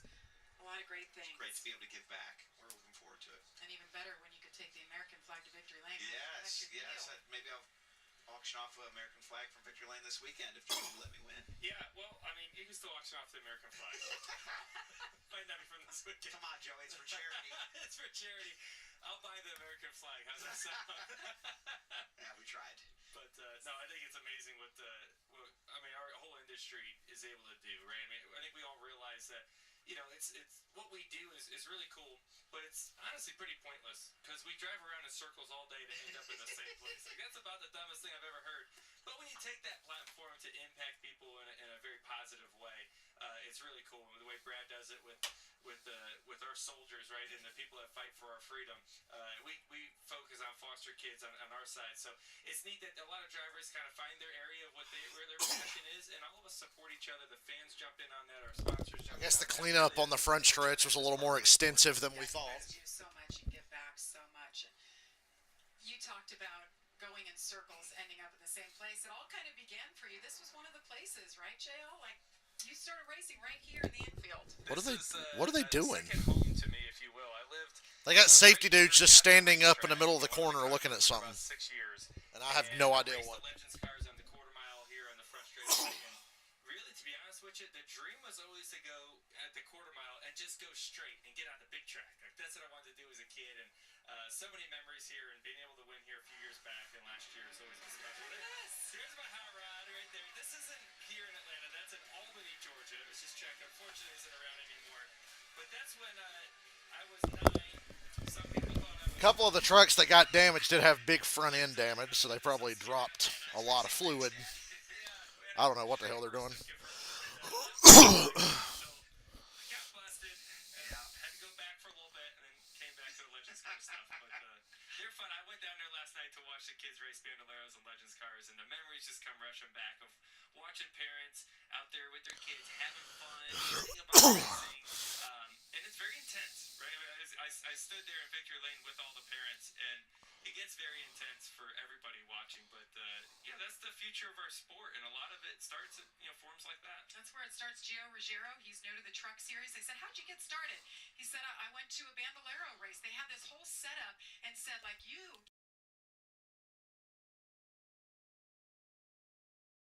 And he's a talent, a rising talent in the truck series. Well, right now, Joey, your home track is a little dirty. Like, it's really dirty, which is why we're under red flag. You can see the trucks are that. There is jets running. There's stay dry. Pretty much all the way around the race. They're state drying the fuck out of this front stretch, by the way. A lot of work being done around here to clean it up. Yeah, well done by the AMR safety crew, too, doing a lot of work to clean up. Well, let's get an update on Ben Rhodes. What does Rich Lucius have to say, Todd? Yeah, here with Rich Lucius, Ben's crew chief, and you told me some stuff that was a little strange. I told you that off camera. Yeah, so he's complaining about the truck's getting tighter and tighter as the race goes on from the rope on the racetrack, but the truck's actually lost grip. So we're wearing the right rear tire out, but yet it's still getting tighter. So it doesn't make a whole lot of sense, but we're going to get it fixed up here and help shop for this thing still. Our campers in F-150 is really good, I think. But it's all about track position right now, and luckily we got Ben Rhodes behind the wheel. Yeah, he's pretty good to win. So Ben Happy Rhodes- birthday to Ben Rhodes, by the way. It was his 20th. younger than that, so I want those genetics. The Kentucky boy. Yeah, looking good. Interesting what he was saying. Todd was talking to his crew chief, Mr. Lucius there, and he's talking about the truck's tight, so you would assume it would wear out the right front. but when they came in and changed tires, they checked the right rear, and it was the most worn out tire. So that's what they're trying to say and why they're kind of confused. And maybe that's similar to what I'm speculating. 10 minutes ago, Kyle Busch said drivers are running over stuff on the track everywhere, and he wants NASCAR to know, and that they should stop the race and blow the track off before pit stops. So now it sounds like to me, Raja ran over a piece of debris and spun, because apparently just before that, Kyle was, there you go, blow all that shit. They got the fucking trucks parked, and they're blowing all that shit into their fucking... I can't wait to hear Kyle Busch's radio after this. Put your visor down. Yeah, keep your visor down. They just had all the safety trucks come by and blow all the speedy dry through Kyle Busch's window. Had some issues on pit road, ran out of fuel. We'll be back. We'll lift the I can hear him now. So Kyle said there was shit on the track. So they're trying to really make sure they get this thing cleaned off, I guess. Lucius, the name of Ricky Bobby. Yes. Don't you put that evil on me, Ricky Bobby.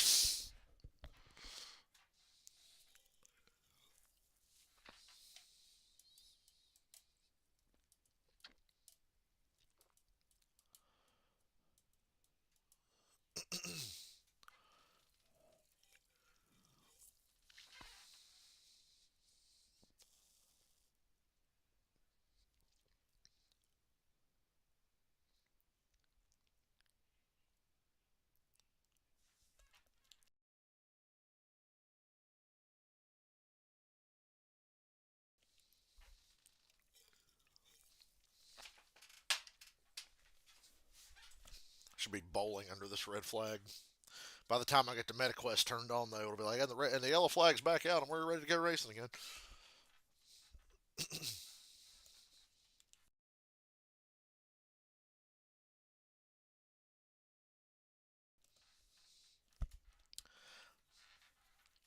After the Xfinity race tonight, I would like to stream more of me replaying GTA 5 missions. I tried to stream it yesterday, but Sony or PlayStation or whatever just would not cooperate, and it kept turning my stream off, so...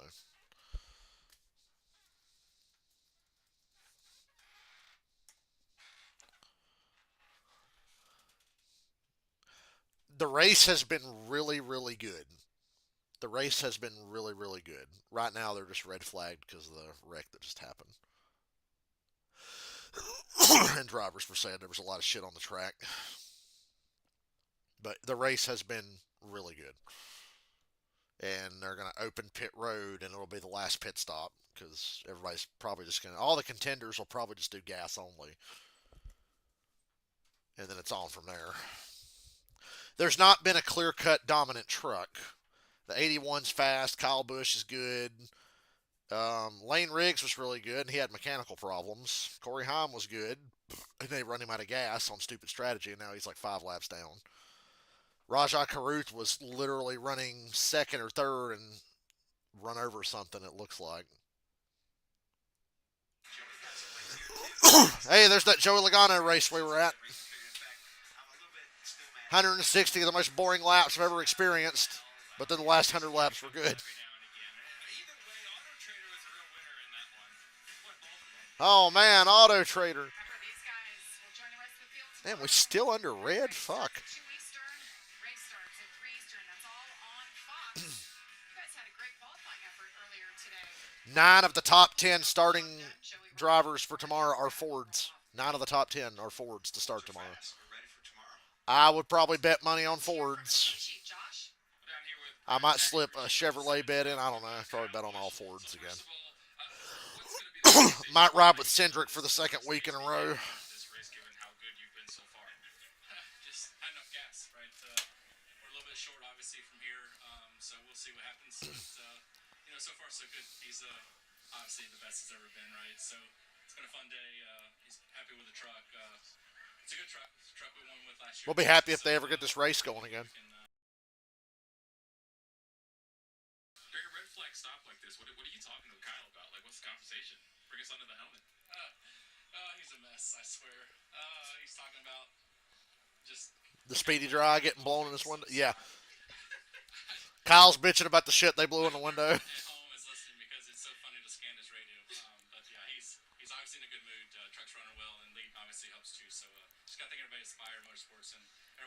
and all our partners.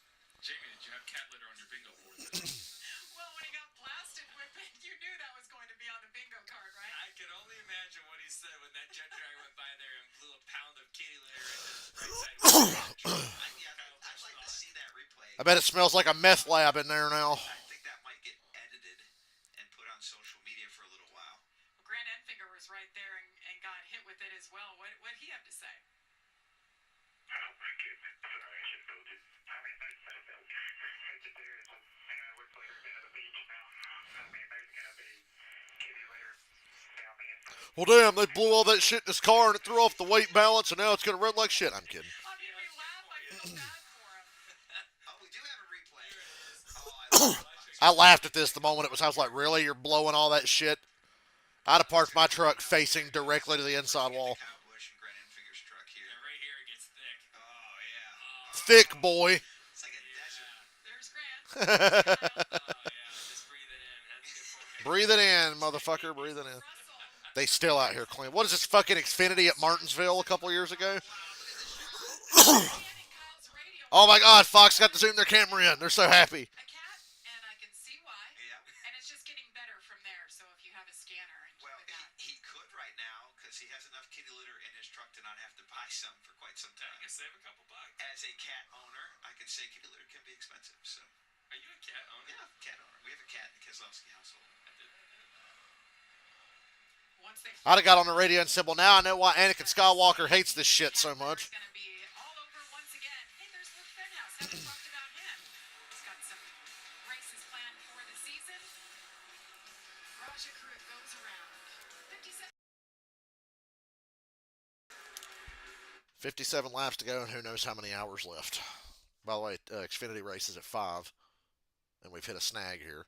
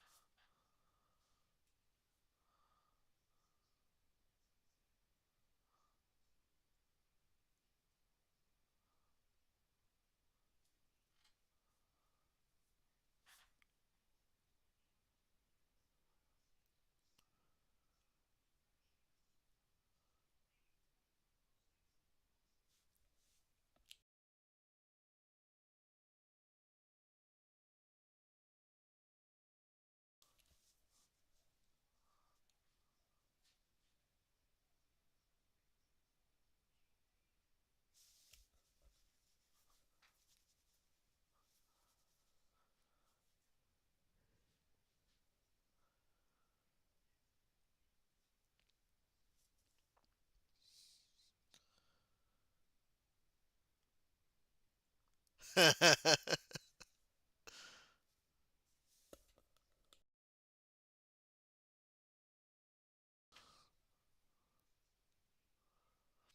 just saw a video of a kid. He was watching Spider-Man for the first time, the Tobey Maguire, the first Spider-Man movie. He'd never seen it before, and this kid was like enthralled with it. And I'm like, same, bro, same.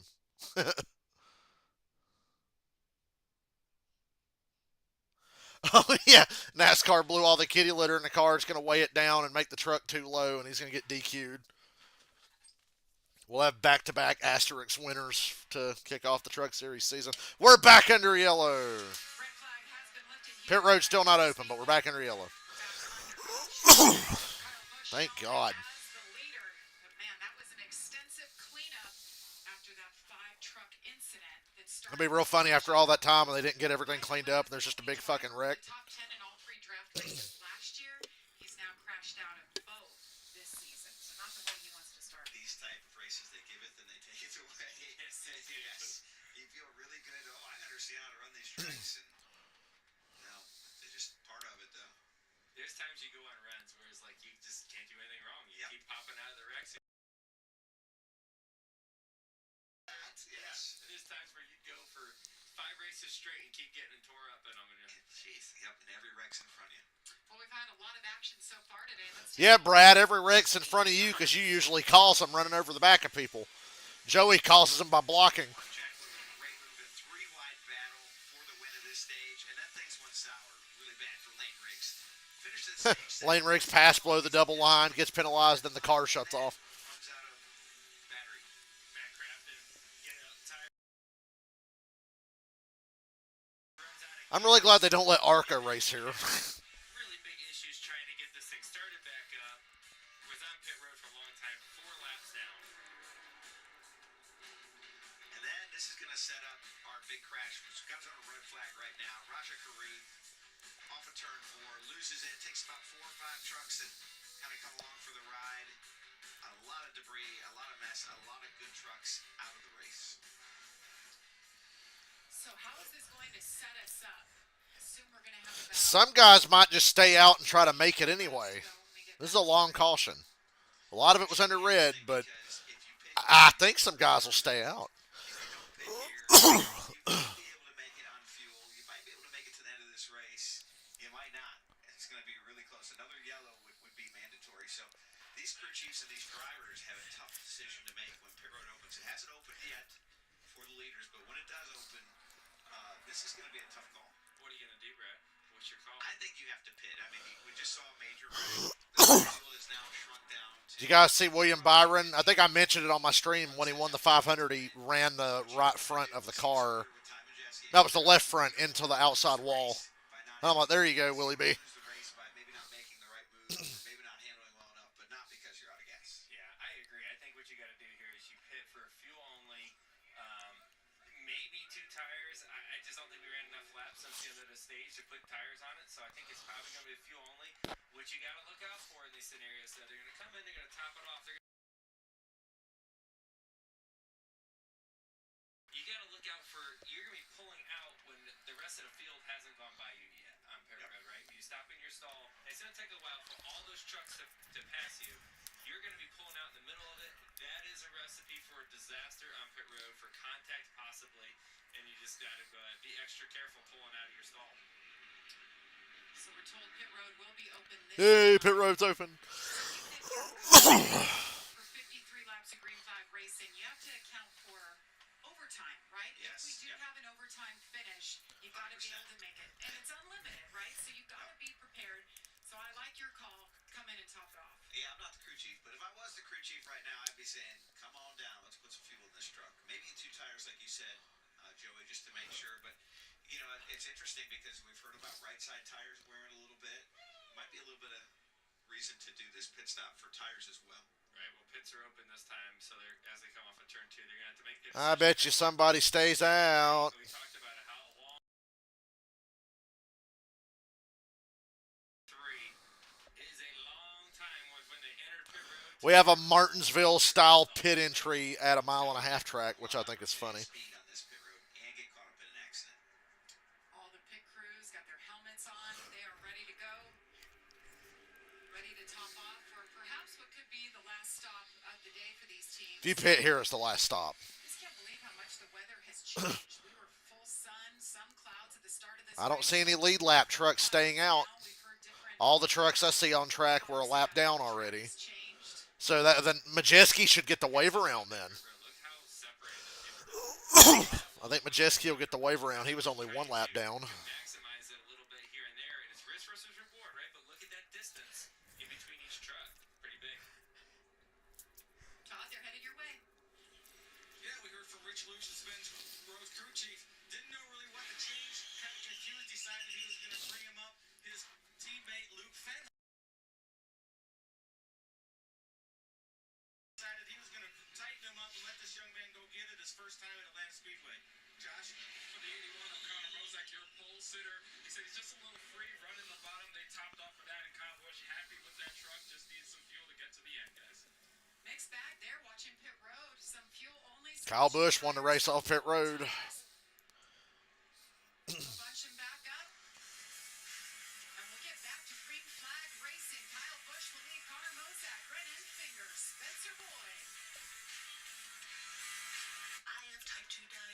don't think it's supposed to rain today.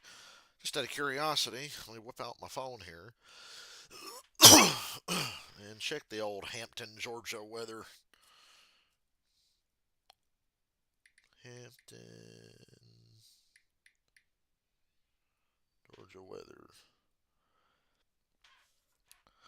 No rain, only 10% chance of precipitation. Same thing tomorrow, only 10% chance. But because it's a cup race tomorrow, it will almost definitely rain. It's supposed to be cloudy all through the cup race tomorrow. Cloudy and cool. Not a lot of wind to speak of either. So just kind of a lukewarm weekend weather-wise.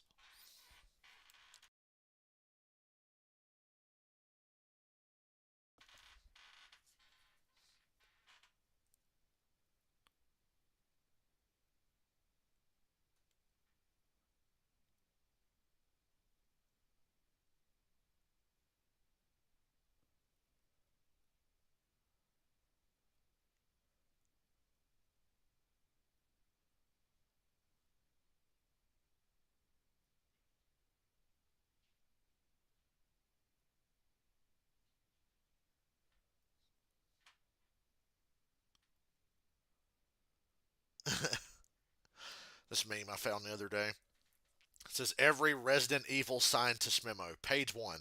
I crossbred a silverback gorilla with a praying mantis and then gave it AK-47s for arms. Bob has been poking it with a stick nonstop for 80 hours. Hopefully it does not escape. Page 2. Oh no, it escaped.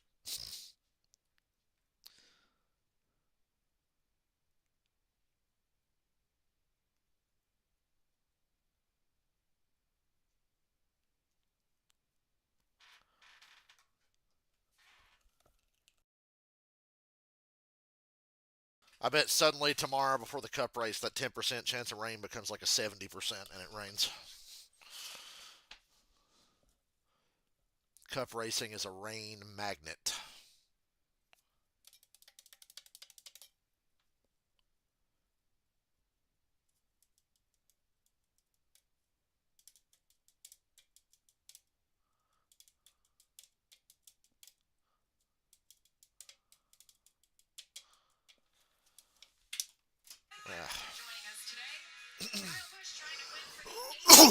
We're getting one to go here.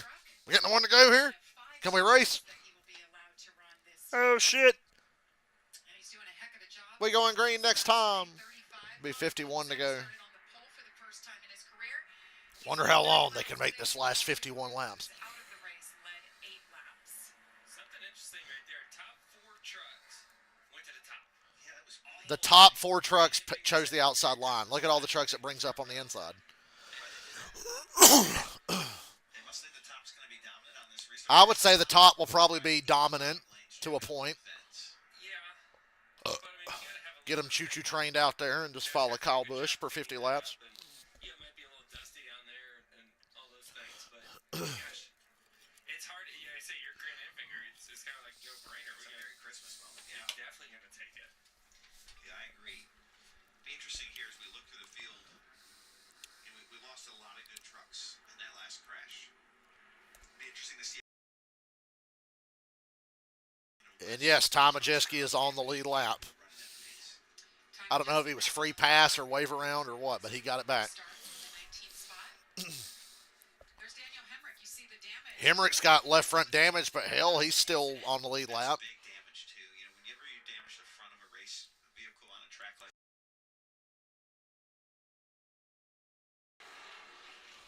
I see a lot of damage to the hood. And the 50 to go. 50 to go. Fuel should not be an issue.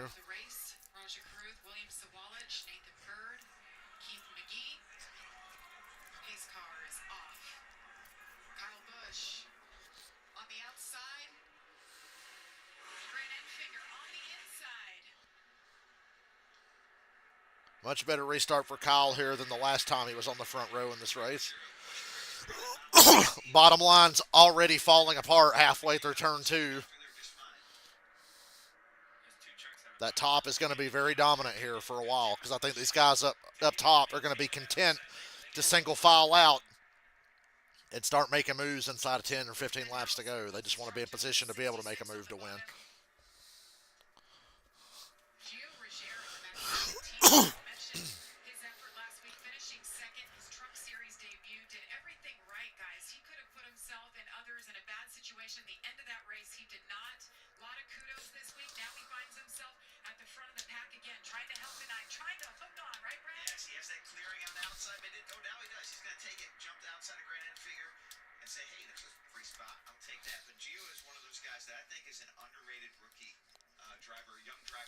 this sport. He's got a lot of talent and potential, and he's showing it here with his finish at Daytona and his run here at Atlanta. Yeah, it was a smart heads-up move to take that, right? That bottom lane didn't look like it was going to be moved. Besides just his feeling it. Hey, look, Nostradamus tried to tell you. That's what Choo choo. just good instincts, exactly. Single fall Denise Truck, up top. 45. Have high hopes for him. Ben Rhodes being in third is dangerous because we saw early in the race he was making crazy moves that just weren't working because it was early in the race. Now he's in position to have a chance to win. Trucks got enough fuel to make it to the end, right? Ooh, he's peeking to the outside of that 81. They're going to hang the 81 out. This happened to Connor earlier. First big move there. The 81 lets somebody get to his outside again. A lot of spots right here. You think he would learn the first 10 times? Hey, look, Kyle Busch ain't going to let that happen. Yeah, good luck doing that to Kyle Busch. And the 81's going to get railroaded here. Connor Mosack all by himself on the bottom. Can he get anybody to drop down? Or Nope.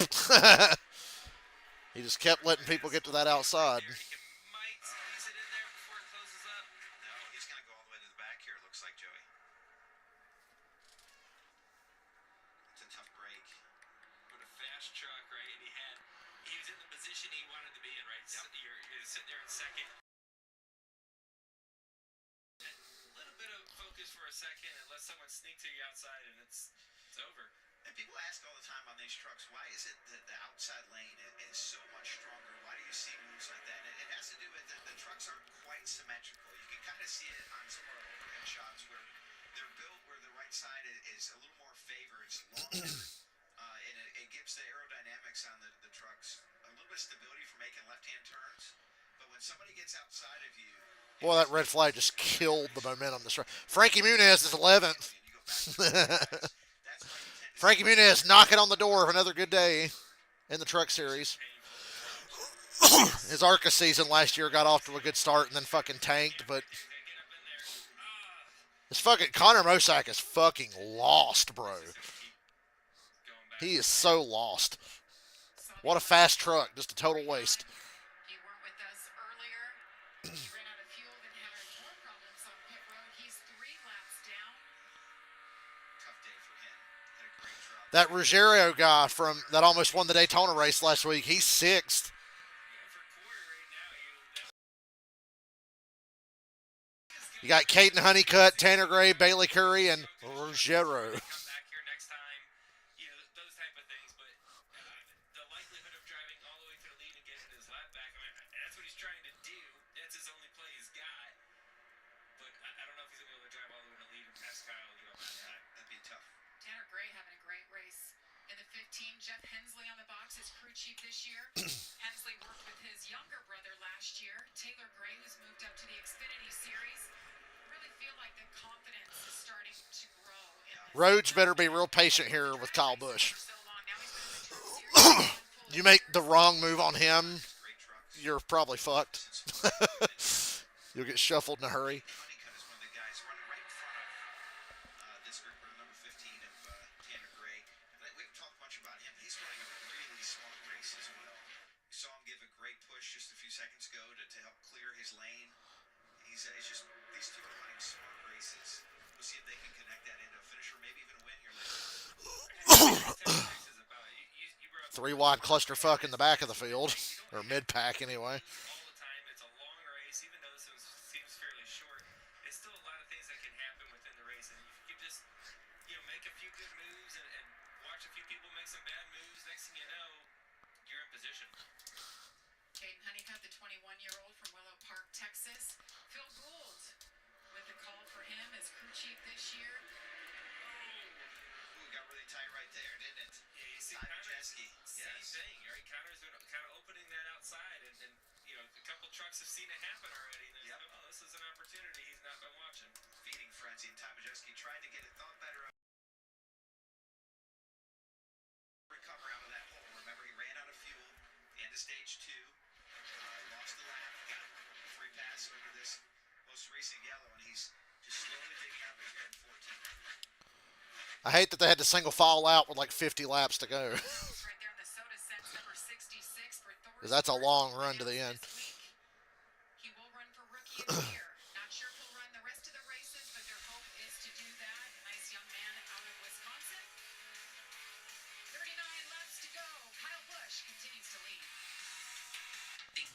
Now we wait.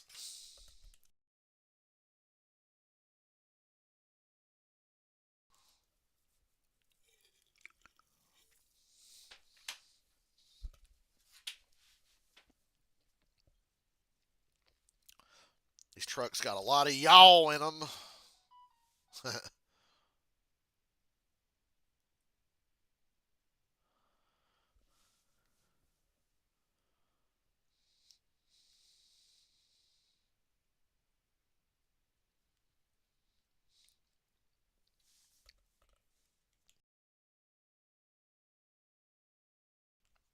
I can't get Chris Benoit's entrance music out of my head. I was scrolling social media the other day. The band that originally did Chris Benoit's music, Our Lady Peace, the song is called Whatever. After the Chris Benoit tragedy, they retired that song. They don't play it live in their concerts anymore until a couple of days ago. And before they played it, the singer was like, "We're reclaiming ownership of this song because the song is about like mental health struggles, and you know what, like we don't want this song to be associated with the tragedy forever. We're reclaiming it. We're going to play it for you now." They played it live, and I watched the video, and ever since that song's been stuck in my fucking head. And I'm sure that just had to be a bizarre experience. Be like, God damn, I never thought I'd hear this music in any kind of live setting ever again. Somebody said, "Damn, dude, playing Chris Benoit's music in Canada is diabolical. What are you trying to do? Summon him?" So I can't get that song out of my fucking head.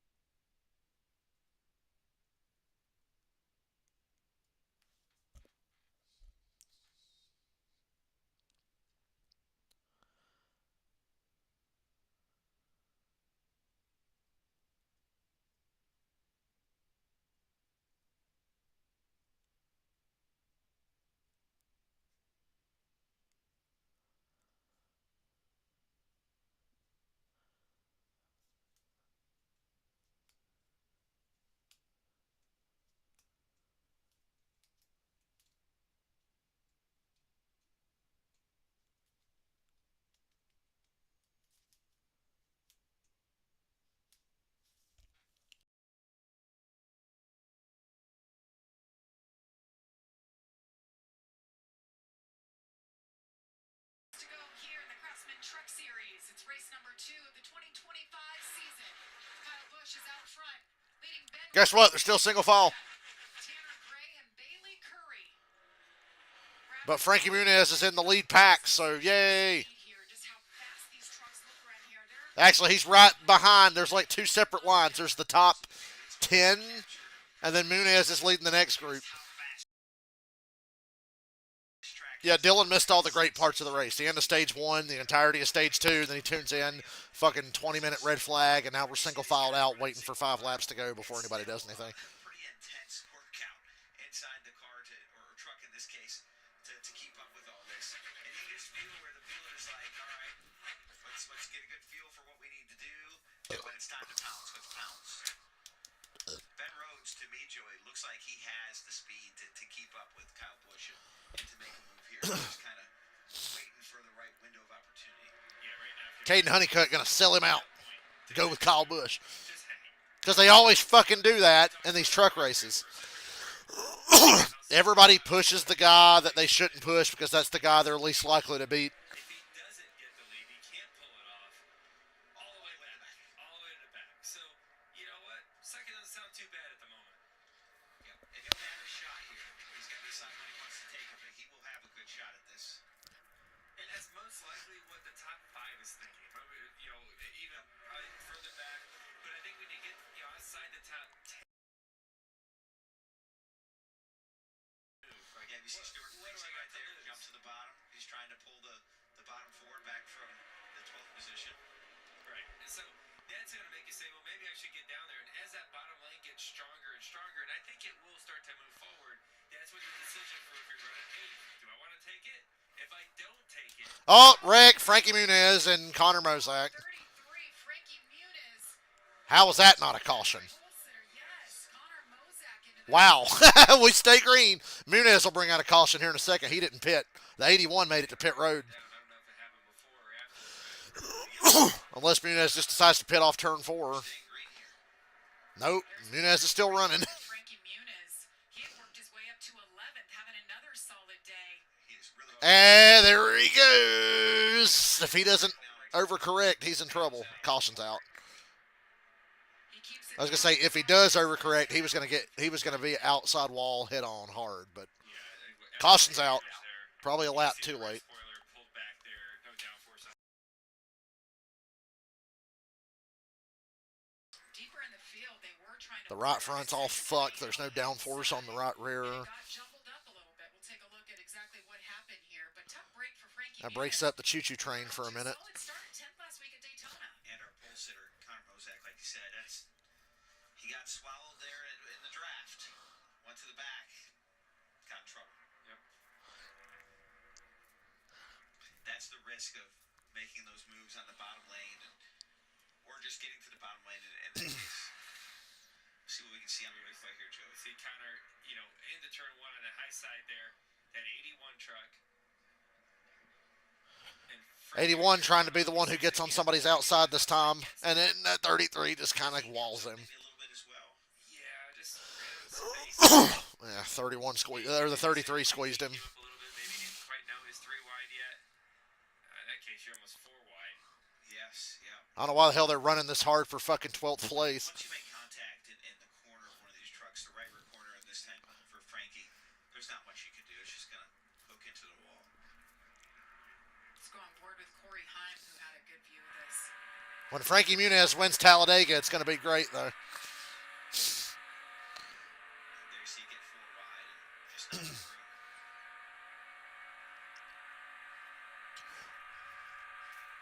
And that's a part of the racetrack. And I don't know why the hell Muniz didn't just slow the fuck down here. And if your truck is not handling Just no awareness.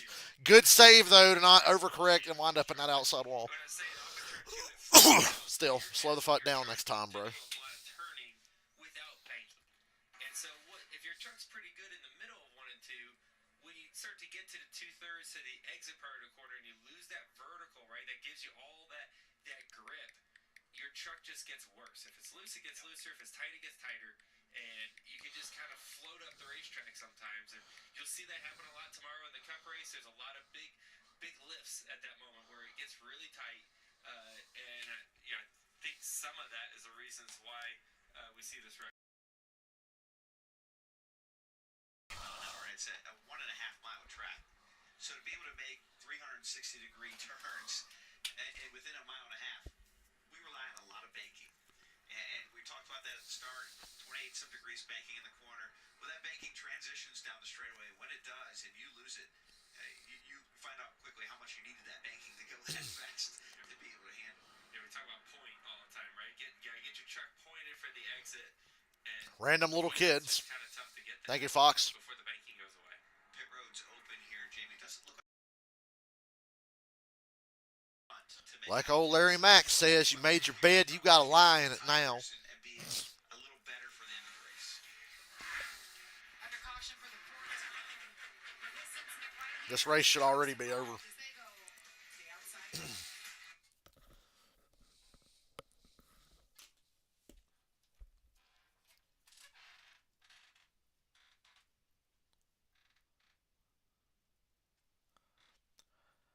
Dylan didn't hear me earlier, but I'll say it again. I hate to be a pessimist, but I think the Xfinity race is going to suck.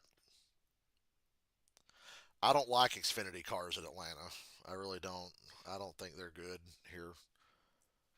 Yeah, I mean, it doesn't help that we all know the 2 dominant cars are going to be Jesse Love and Austin Hill, and they qualified first and second, and they're going to lead every fucking lap, and it's going to be a big choo-choo train for the whole. Like, that doesn't help. I just that spring Xfinity race here last year was dog shit, and I would probably expect more of the same today. And Daytona last week wasn't good either.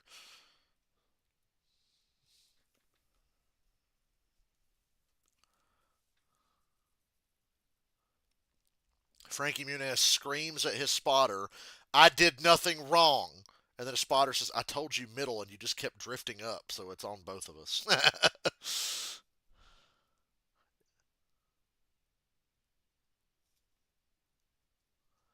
He didn't do anything egregious, just a slight mistake.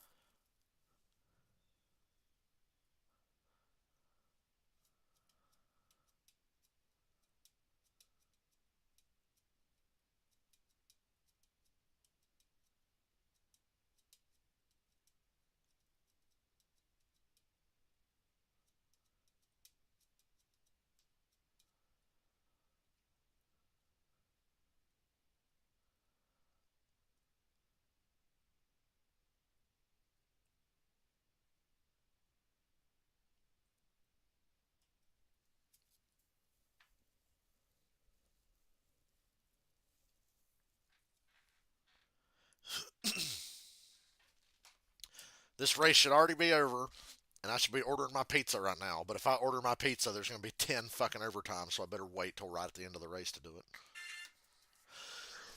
Under caution here for the fourth time at Atlanta Motor Speedway.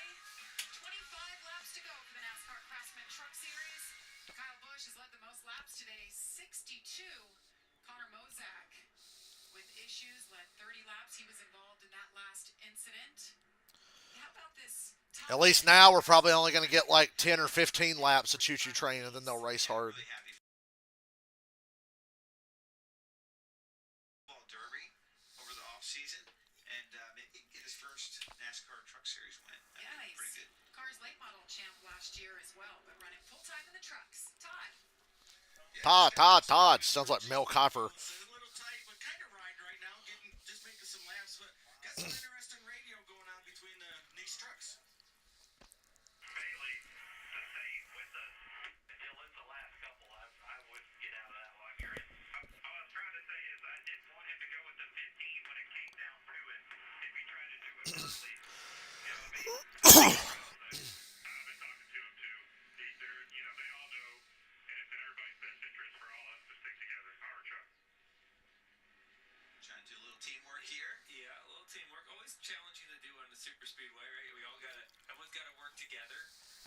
Here you see a Make couple it work. lineups, though. They're all on the high lane, right? 23 laps to go. Stick together, which makes them a pretty tough combo there, possibly, if they all stick together. When they go green. It's going to be hard.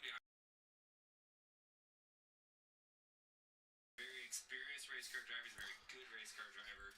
You're going to see, him be able to work the pack as good as anybody out here, right? Kyle Busch still trying to poach wins in the Truck Series. Kyle, You'll love to see it. Combined and probably don't have as many laps as Atlanta as Kyle does out there. That's a good So point.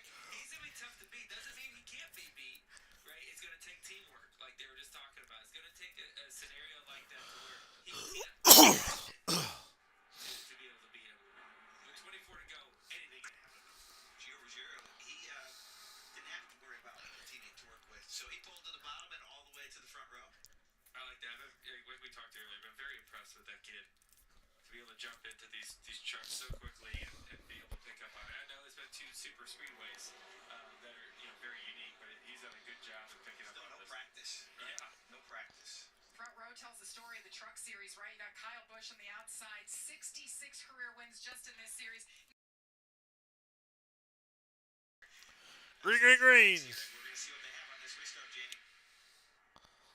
24 laps to go at Atlanta Motor Speedway. I don't like Ben Rhodes, and I don't really like Kyle Busch being in truck races even after all these years, but we'll see what happens.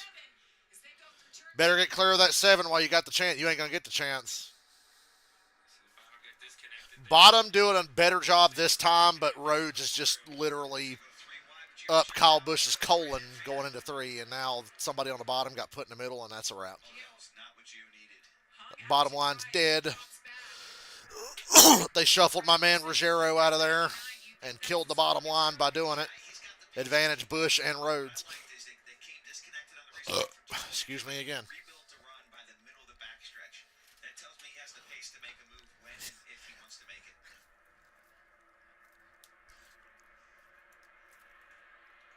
Get a big push now from those. Bottom line trying again. There's only 4 trucks, really. But Grant Enfield is not going to give up. Kyle having to come down and side draft Infinger. We're not choo-choo training. The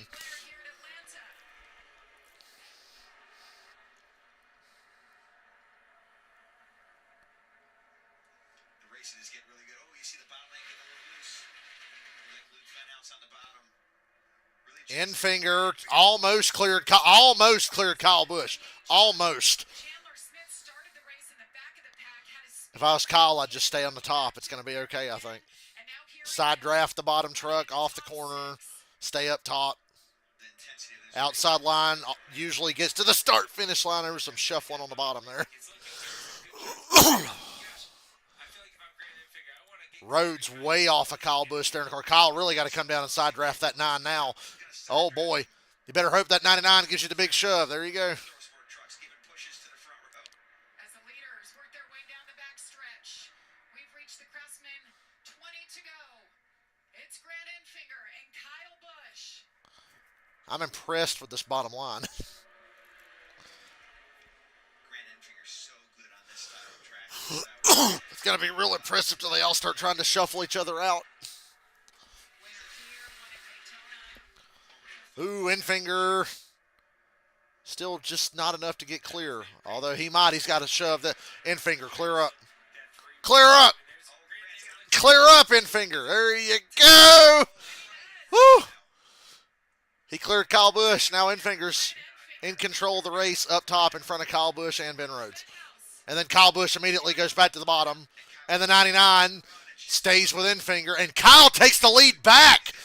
He took a run into one, went inside, shot back up, and cleared Enfinger. So Kyle Busch got the lead back. That was awesome. The loser in this was Ben Rhodes. He lost control of second place in his row, right? Like we talked, he shuffled back to third. He has a truck to run with these guys. That was the move of the race right there by Kyle Busch, and he basically did it by himself.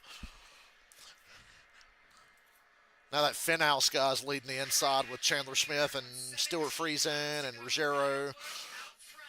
You better go side by side. Thank you. I was about to say you better go side by side. Now that the actual race is starting, Chandler Smith just shoved the 66 and almost wrecked him and had to back off. Kyle giving the younger guy plenty of room there on the bottom. He didn't side draft too aggressively.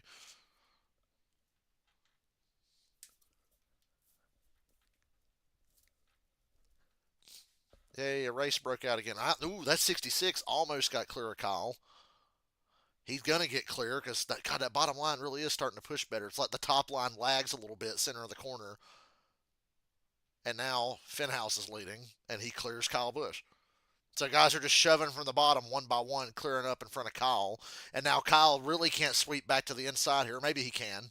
Oh, yeah, he's going to clear Chandler Smith. He can probably make the same move here into turn one again. Didn't quite get there, but the move was open. He just didn't have the run. Now Kyle's got Ruggiero behind him. This is why Ben Rhodes is the one who keeps getting shuffled further and further back every time something happens. Ooh, Kyle, you can't go down there. 38's there. Kyle can't let what happened to Ben Rhodes happen to him now. He's got to get aggressive here. Big run down the front stretch. Kyle Busch to the inside. Little side draft. Same move again. Clears up. Ooh, he might have cleared up too aggressive. I thought he was going to get tight and go straight to the wall. Kyle Busch, leader again. He's schooling these guys. Like, yeah, they're able to jump him with big pushes and aggressive moves, but he gets it back.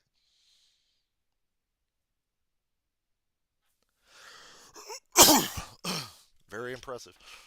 Even if it is a fucking truck race he shouldn't be in. Oh, they're stacking up on the bottom a little bit. That shove from Friesen to Chandler Smith there was troubling.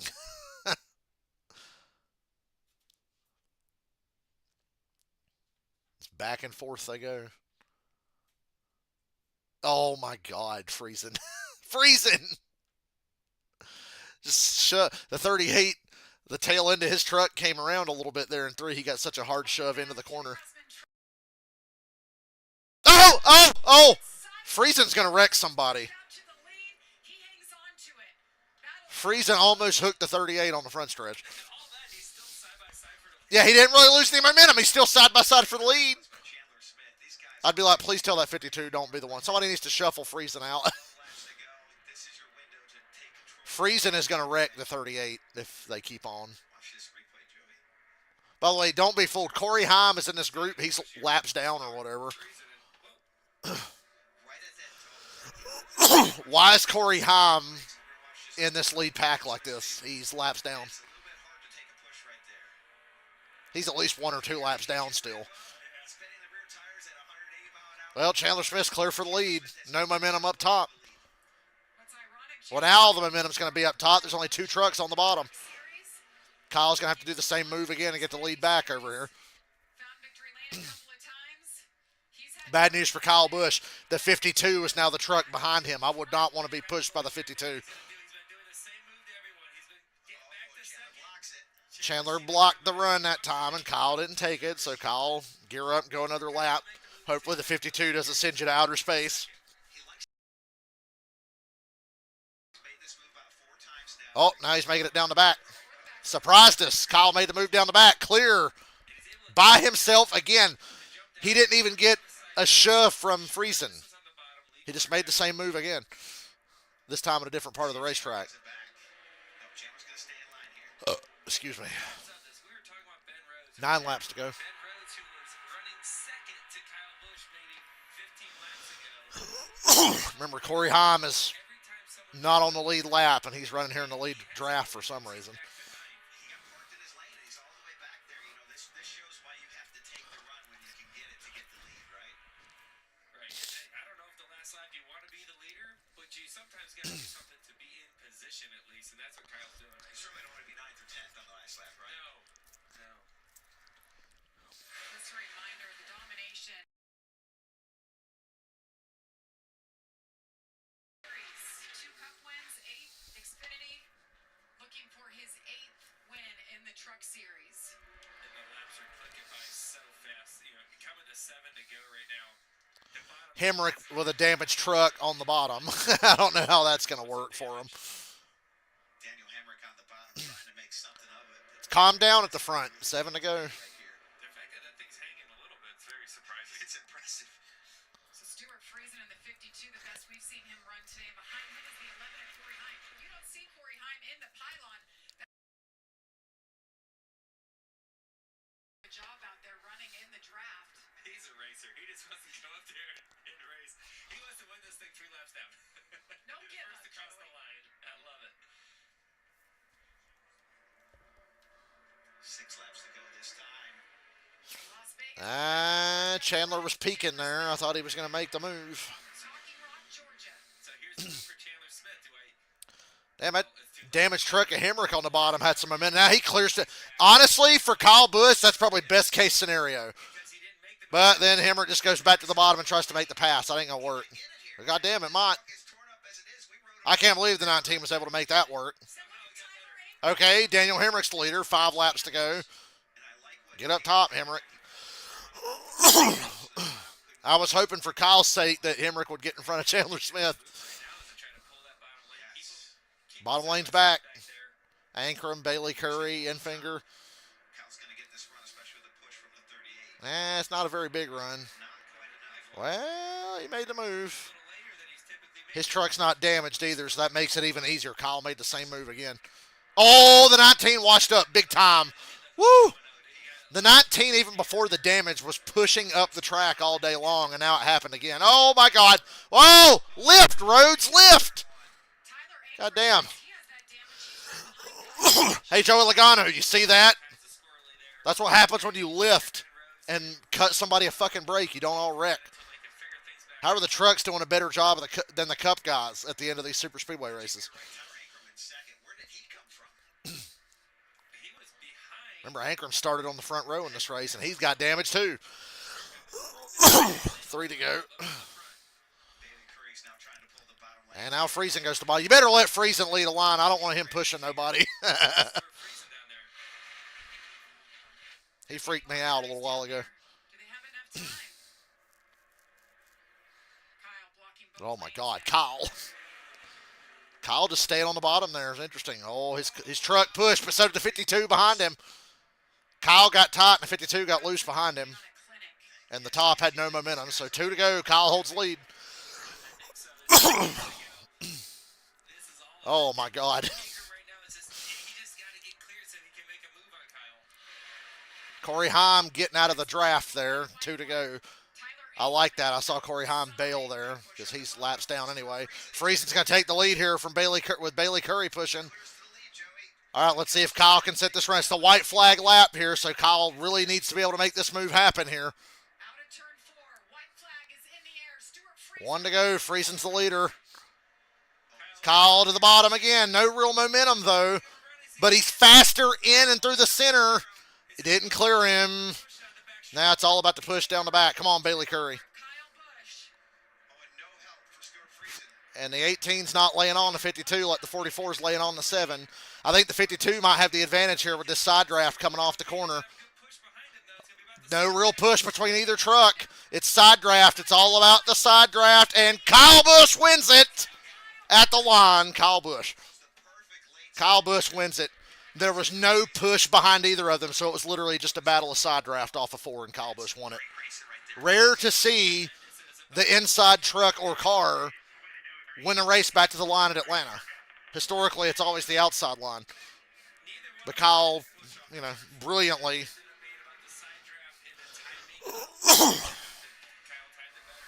Kyle timed it better. Joey's right. Race, guys. This was so cool. Kyle Busch wins. Stuart Friesen a year ago at this race, they were rebuilding his whole program, brought in some new employees. Kyle Busch, Stuart Friesen, Tyler Ankrum, Bailey Curry, Chandler Smith, the top 5. Caden Honeycutt, 6th. Everybody here is standing and cheering. That was an epic finish. Why can't the Cup cars do that without killing each other? Time in a truck at Atlanta Motor Speedway. Kyle went winless for the first time in his career in the Cup Series last year. And we know when Kyle Busch actually won something.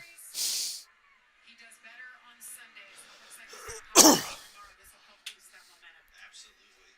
But just great racing. He did a good job of controlling the lanes, and when things didn't go his way, he didn't give up on it and pulled that side draft time just perfectly to execute for the win on the last, just literally right the last 200 feet did he get the lead to win this race. Kyle just did a really good job the last 20 laps. He just did better than And now Kyle Busch gets cheered when he wins. He's driving the right manufacturer, I guess. His moves. experience. Very hard to beat it. All those kids racing around him, they learned a lot today. That was a good race, and everybody did a good job. This race and say, Nobody really did anything stupid. There were some close calls, but now they'll all be better race car drivers because of I'll be kinder to the truck series, like I said, after last week's race and this week's race and watching the ARCA race last week. Did it last year. So, Inspired Motorsport. good racing trucks. Good start to the year. Bow, I should say, for Kyle Busch at Atlanta Motor Speedway. Josh is with the winner. Well, Kyle Busch, your 8th NASCAR Craftsman Truck Series win here at Atlanta. Second on this configuration. Easy. Bring me through those final 20 laps, the moves you made to get back to the lead and bring this thing home. I don't really remember, but just thanks to everybody for being out here today. We appreciate you guys. Thank you. I know it's not the 70 and sunny, but it's 50 and cloudy, so y'all are troopers. But awesome run for this Spire Chevrolet and everybody at Game Bridge, Brian Patty, all the guys and girls that do a great job at Spire for building us some really good trucks to come out here with. And just trying to make sure I stayed as far forward as I possibly could. When those guys would kind of cycle to me and get to the next one in front of me, next one in front of me, next one in front of me, I just kept trying to make sure that I battled back and got back to that front so I could try to control it as best as I could. But that inside was good. They were rolling forward, so it made for a heck of a race. So proud that we had a heck of a race there to the finish, and it wasn't single file. So there was some mixing it up for these fans out here to see a cool show. We talked a little bit about it yesterday and what this track means to you and all this success, but also when you do well in the Truck Series, it also transfers over to the Cup Series. So we feel like you're gaining some momentum heading into tomorrow. No, these things are a lot different than the cars are, but probably more similar than the Xfinity cars. But all in all, just going out here, just getting close, and speedway racing is speedway racing. There's a lot of luck involved. There's some skill today. I feel like there was definitely some skill. There's some things that guys could learn from the things that I was doing if they go back and watch and pay attention. But the overall bang of it was just to be able to get some laps and come out here tomorrow and try to win again. The way the run stalled behind them at the end was crazy. Neither one of them had a push. Friesen, oh, so close, buddy. That was a great run, a great move to get to the lead. Yeah, just proud of my race team here. The whole Hallmark team, Chris Larson, everything he gives us to get the job done. Al Hankey and Mohawk for being on board with us. We had a shot. This is my favorite truck, and we'll keep digging with it. We had a shot, and I guess I got too far off my help there coming down the back the last lap. I thought I could pack some more air on him getting into 3, and we surged ahead, but just had the surge at the wrong time and let him pack me, and then it kind of... Stay tuned for post-race inspection to see if we find out that Kyle Busch actually did win. My teammates there, working good with Corey there, and held us at the front, and then tried to shove Chandler like way out by him, and I said, just stick with me, I'll keep shoving, we'll just keep that bottom lane going, and then he moved up, so kind of broke that lane apart, but could be a race team. It's been a grind here the last couple years, and we got stuff going in the right direction. So Jimmy did a good job calling the race. Chris Lambert's the best spotter in the business, and I'm lucky to have him on my side. And yeah, second to the best guy in the business isn't a bad day, I guess. Well, you got more chances ahead of you, so don't worry about it. Good ride. All right, I'm out of here. I will be back. I got to go order pizza, and then we'll watch the Xfinity race later. I'm not optimistic about Xfinity, but I will be back.